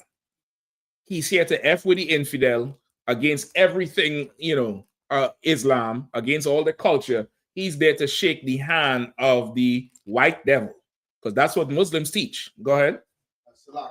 The investment thing is that most investors, they invest with a 50% chance of a 20% return and a 50% chance of a 10% loss. Okay, I think I'm probably asking it the wrong way. Meaning, like, if they invest 100, how much do they want to make? That's what I want to find out. Like, if an investor put $100 up, how much does he want to make back from that 100, or on average? Because if he's willing to put up $1 trillion, how much is he expecting back? Even if it's long term, how much is he expecting? You understand? And the merchants of the earth are waxed rich through the abundance of her delicacies. And that's why they come to make deals with Trump, because America is such a consumer and such a lustful place. Everything here is like a delicacy.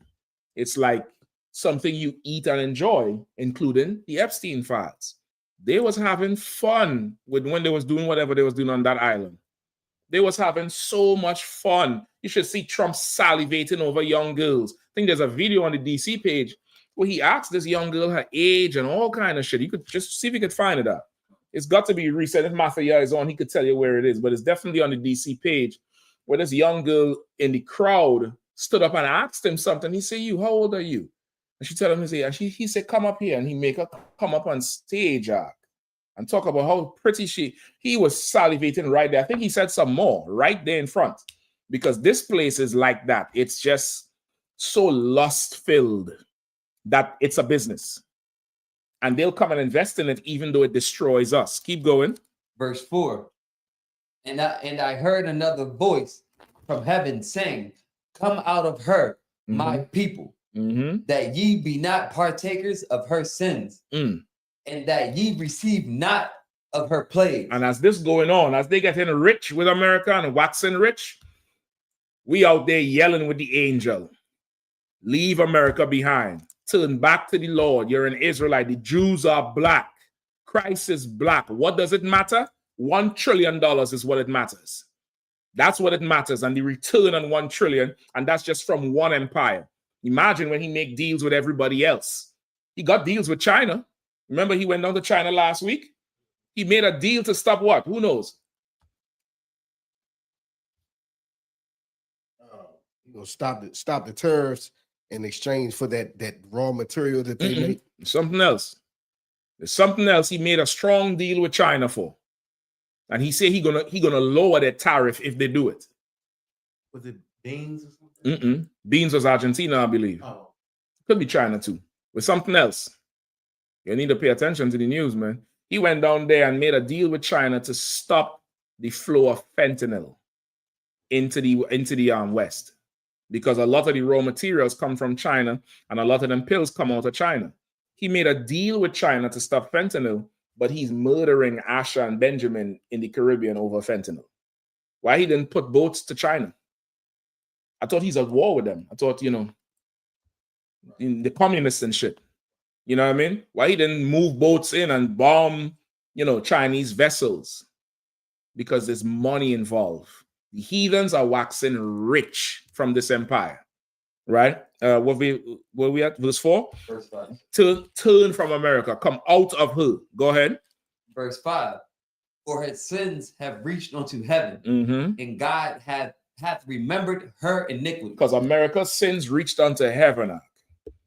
Think about everything we know about America, everything they did, Tuskegee experiment, the Navajo code talkers, the boarding schools, the Native Indian boarding schools with the bones, the cemetery down there under the school. You dig up the school as bones of kids, baby skulls under there.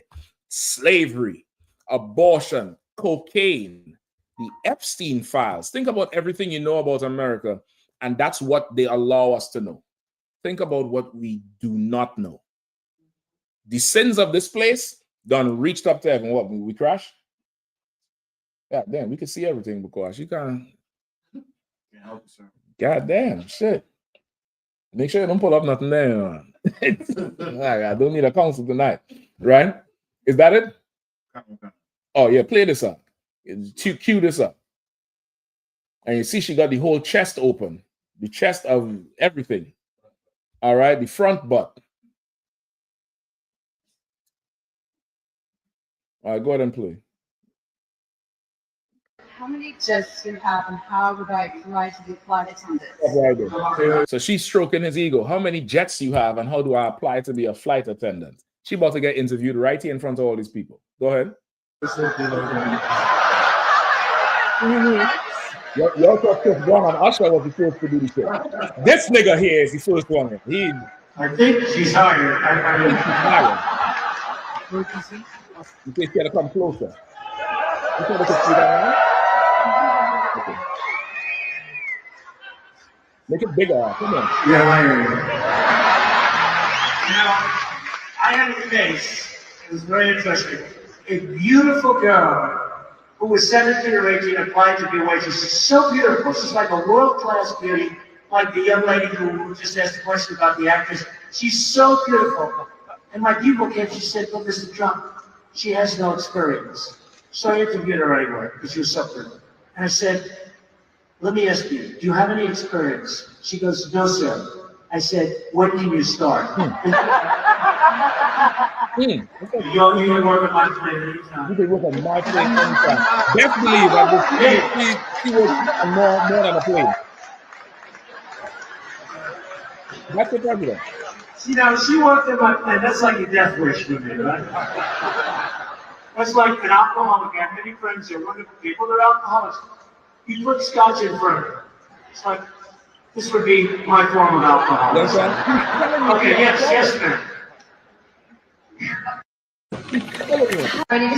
My alcoholism by putting her in front of me. See, How did you get my dad's computer?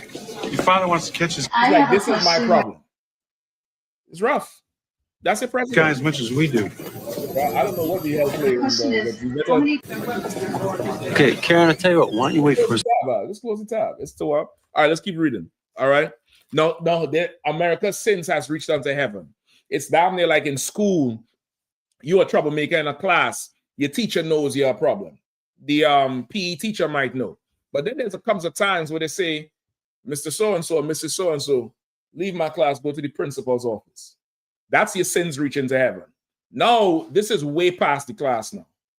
Just go sit outside the principal's office. Now, he had to run the school. He had to stop running the school to deal with you. The judgment will be severe. That's what this means. Their sins have reached up to the Lord. The Lord is hearing this shit now. He's going to do something about it. Keep going. Verse 6. Reward her, even as she rewarded you. You read it again.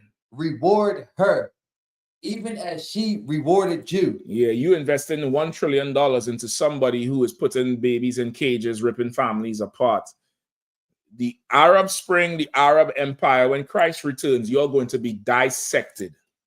You're going to be separated and strewn and sold into slavery near and far. Your oil ain't going to be able to help you in that day. Because this is your reward to us. The world crying for Ukraine and crying for Gaza. Nobody don't give a damn about us. He gets money invested based on how cruel he is. The home of every hateful bird. And they're drunk with the wrath of her fornication. They love what he's doing.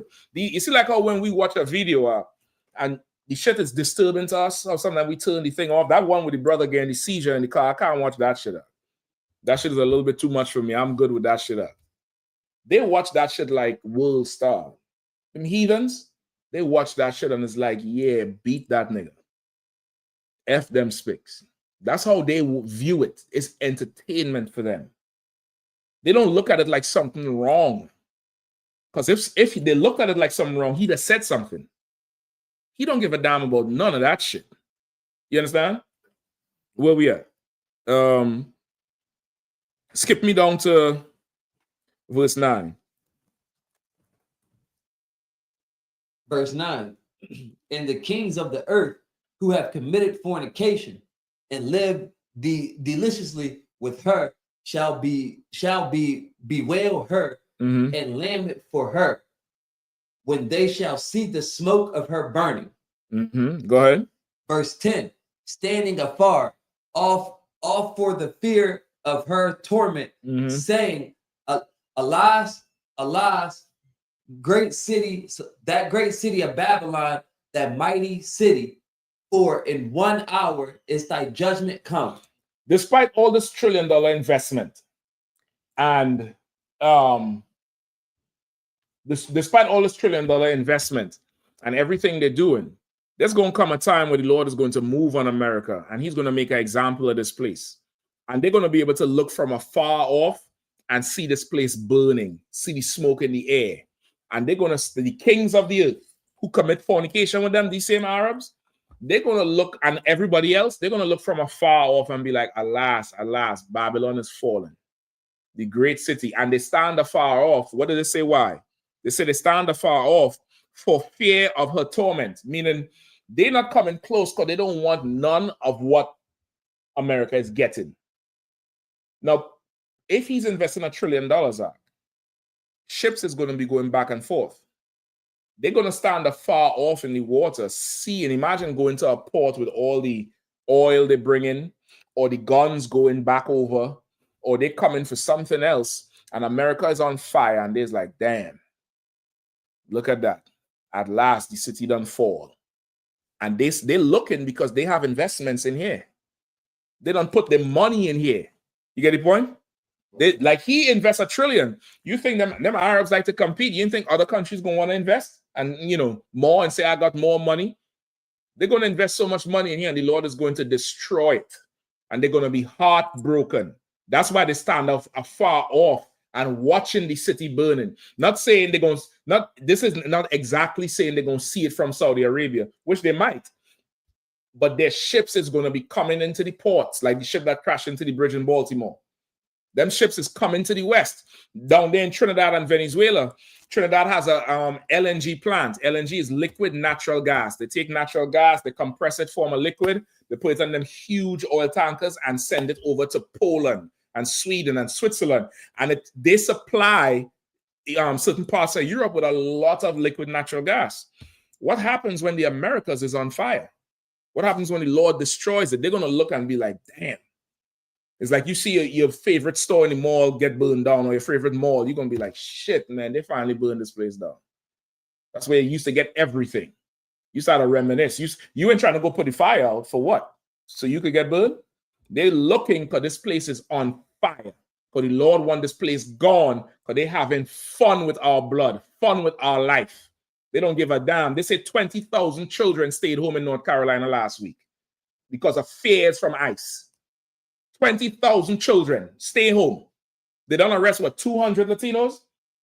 They say they estimate 20,000 kids stayed home because of fear, the whole ICE. They say, what is Operation Charlotte's Web? They're so damn poetic because they're in Charlotte, North Carolina. Go ahead. Come on. Book of Joel. Somebody hold Revelation 16 and 12 for me real quick and we're done. Go ahead, Al. Book of Joel 3:3. And they have cast lots for my people and have given a boy for a harlot and sold a girl for wine. that they might drink. That's it. They want so much, lust and lasciviousness. They don't make fun of us. What's up, Don't even, why even point it out? It's not even in the screen. Let's remove it. Ain't no sweat. Just remove it. All right, keep reading. You want Revelation 16 as well? Yeah, no. Hold on. Starting at far off. Verse 10.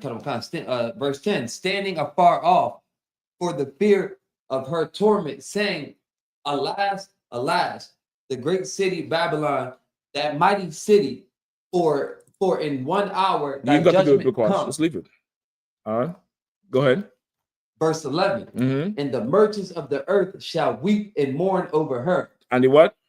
And the merchants of the earth shall weep and mourn over her. Uh-huh. For no man buyeth their merchandise anymore. That's why they're going to cry. They're going to cry over America because America is not consuming their shit anymore. And this is the beginning of it. He's been making deals since the beginning of the year.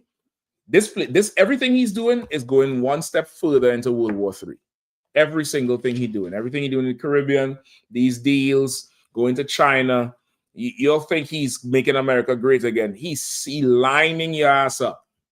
He's lining you up for the up. The biggest up, a nigga from the sky. And he's going to come light this place up. Give me Revelation 16 and 12 real quick. This is the book of Revelation, chapter 16 and verse 12. Mm-hmm. And the sixth angel poured out his vial upon the great river. Hold on, start at 10. Verse 10. And the fifth angel poured out his vial upon the seat of the beast, mm-hmm. and his kingdom was full of darkness. And they gone their tongues. They gnawed. You ever hear when they describe an animal like he's gnawing at his his paws, gnawing is like biting like that. Go ahead. And they gnawed their tongues for pain. America experiencing that right now. The fifth angel poured out his seal. Well, this is the beginning of it. In the seat of the beast. This is the seat of the beast right here. And the kingdom was full of darkness, and they gnawed at their tongues for pain. The whole place, everybody complaining. They're hurting. They're hurting big time now. But this is the beginning of sorrows. Keep going. Verse 11.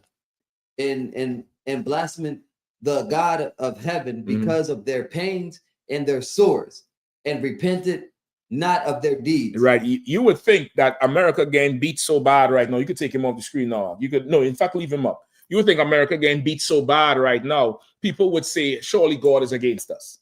Surely the Lord is against us. We should turn back to the Lord. But they're not doing that. They're not considering the Most High. Keep going. Verse 12. And the sixth angel poured out his vial upon the great river Euphrates, the water, mm-hmm. and the water thereof was dried up. Mm-hmm. That the way of the kings of the east might be prepared. That's what you got to look for next. Come on, huh? And the prophecy right there, Euphrates rivers. Okay, it ain't literally talking about it. This is a little different. The river is used for what? Trade, right? At that time, the river is used for a lot of trade. The Arabs is into trade. He's an Arab. He's doing trade past the Euphrates. It's metaphoric. It's saying this is their highway for trade. And the angel going to pour out a vial and it's going to dry up the river so he could prepare the way of the kings of the east, which is the Arabs. Those are the kings of the east. He's a crown prince of Saudi Arabian East. The Lord is going to dry up how they do their trade. He's going to do it. And that's what you have to look for next. He getting in bed with America. That's why he poured the vial out on America first, in the seat of the beast. And then this vial is going to be poured out there. So that these Arab merchants, they're going to go broke. It's going to be hard for them. It's damn near one and the same. Look for these things out. That thing that happened today is very good. Pray for more to happen, more steps towards the end, more steps toward World War III, more your brothers and sisters to come in. Show them the classes, show them everything, tell them the truth. Tell them, look at the times we're in. Ask the preacher, have them ask the preacher what's going on. See if he can answer it. See if he could figure it out. Because, brother, that thing there is just the tip of the iceberg in terms of the deals Trump is going to make and it's the Lord setting them up so that he could destroy this place and bring everybody to their knees. It's like any gangster move. Any gangster move is to do what? Find out where your business line is or where your stash house is and burn it down and light it up. Right or wrong? Go there and destroy where your money is. And that's what the Lord is going to do. You best believe it. I done heard Commander Yahanna teach this for the longest, and you've seen it happen now. You've seen all these heathen nations coming together, especially with America. We definitely one step closer and closer. Keep your eyes on the prize. You all stay focused. Don't lose patience now. Don't lose it. Call for counsel if you're going through some shit. Get in the work. Look for something to do. You don't know what to do, call and get some work assigned to you. But now is the time for sure. You should not turn back from what you're into. You should not grow weak now. You should not do none of that thing here. These is times that the prophets wrote about that we see, and they wrote about it. They never saw it, but we see it. With that, pass the class over to priest and officer Shapat there. I.S.U.P.K security announcers. We the I.S.U.P.K out of 1 West 125th Street, Harlem, New York, and Commander General Yahanna. Rules for new brothers and sisters. When a new brother or sister comes to the school, they're off limits for 6 months. They're to be saluted only. They're here to share themselves with the world. After 6 months of a brother or sister has an interest in a particular person, he or she must get permission from the head to speak to a brother or sister. There's another 6 months in which the brother and sister will court each other. After this 6 month period, if a brother or sister has an interest in a particular person, he will get slaughtered. He must get permission from the head to speak to a brother or sister. There's another 6 months in which the brother or sister will court each other. After this 6 months, the brother or sister will get permission from the head to marry. Tithes, which is a commandment. You find this in the book of Numbers, chapter 18, verse 21. The book of Malachi, chapter 3, verse 8 through 10, means 10th in Hebrew. It's pronounced ma'ashara. 10% of every penny of any increase the Lord gives you, give it to the Treasury Department or teacher. Priest fund, free will offering for priests, not mandatory, whatsoever amount you would like to give. Upcoming Holy Convocation. Feast of the Dedication, Hanukkah, 25th day of the 9th month by the space of 8 days. Sunday, the 14th of December, 2025 for 8 days. You'll find this in the book of 1 Maccabees, chapter 4, verse 52 through 61. Also, we got the Lord's 57th annual Passover in Houston, Texas, April 4th. Make sure you get all your arrangements together, hotel and your travels. You know what I'm saying? $200 Passover fee for anyone 17 years of age or above. Also, want to make sure you get there for the whole week. Starting off April the 1st. You know what I'm saying? We'll get there for that Slaughter of the Lambs, the whole festivities of it all. And it will end April the 6th. You know what I'm saying? Salam. Got none of that? Awesome. Remind Aqua out there, check on social media such as ISUPK.com, Facebook, Twitter, YouTube, and so on for I.S.U.P.K events and materials. If a brother wants to be a true in the school, you should start wearing all black, which includes black boots, black shirts, black pants, black headband, and scarf. With that, I say Imaidium, which means to stand. We'll give a courtesy salute to the teacher. Individual Mount Shabbat.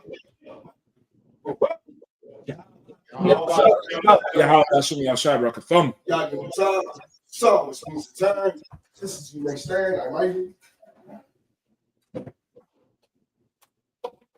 We'll give a courtesy salute to the sisters. Individual Mount Shabbat. Right? Yeah. Got in the top, class dismissed. Shalom, Israel. It's that time again. The I.S.U.P.K under Commanding General Yahanna presents the Lord's 57th Annual Passover. That's right, the Lord's 57th Annual Passover, April 4th, 2026 in Houston, Texas. All black Hispanics and Native Americans are commanded to observe the Lord's Passover. This will be the biggest Passover to date. You do not want to miss this. Fresh lamb, fresh wine, and bitter herbs as commanded by the Most High. Only $200 per person ages 17 and up. The biggest event of the year. There is only one Passover, and it's under Commanding General Yahanna. See you there, Israel. Shalom. Nobody else there to compare to. Train for war, men of war, and warlike apparel. Prefer our leaders, can't get between us. Watch where you stepping.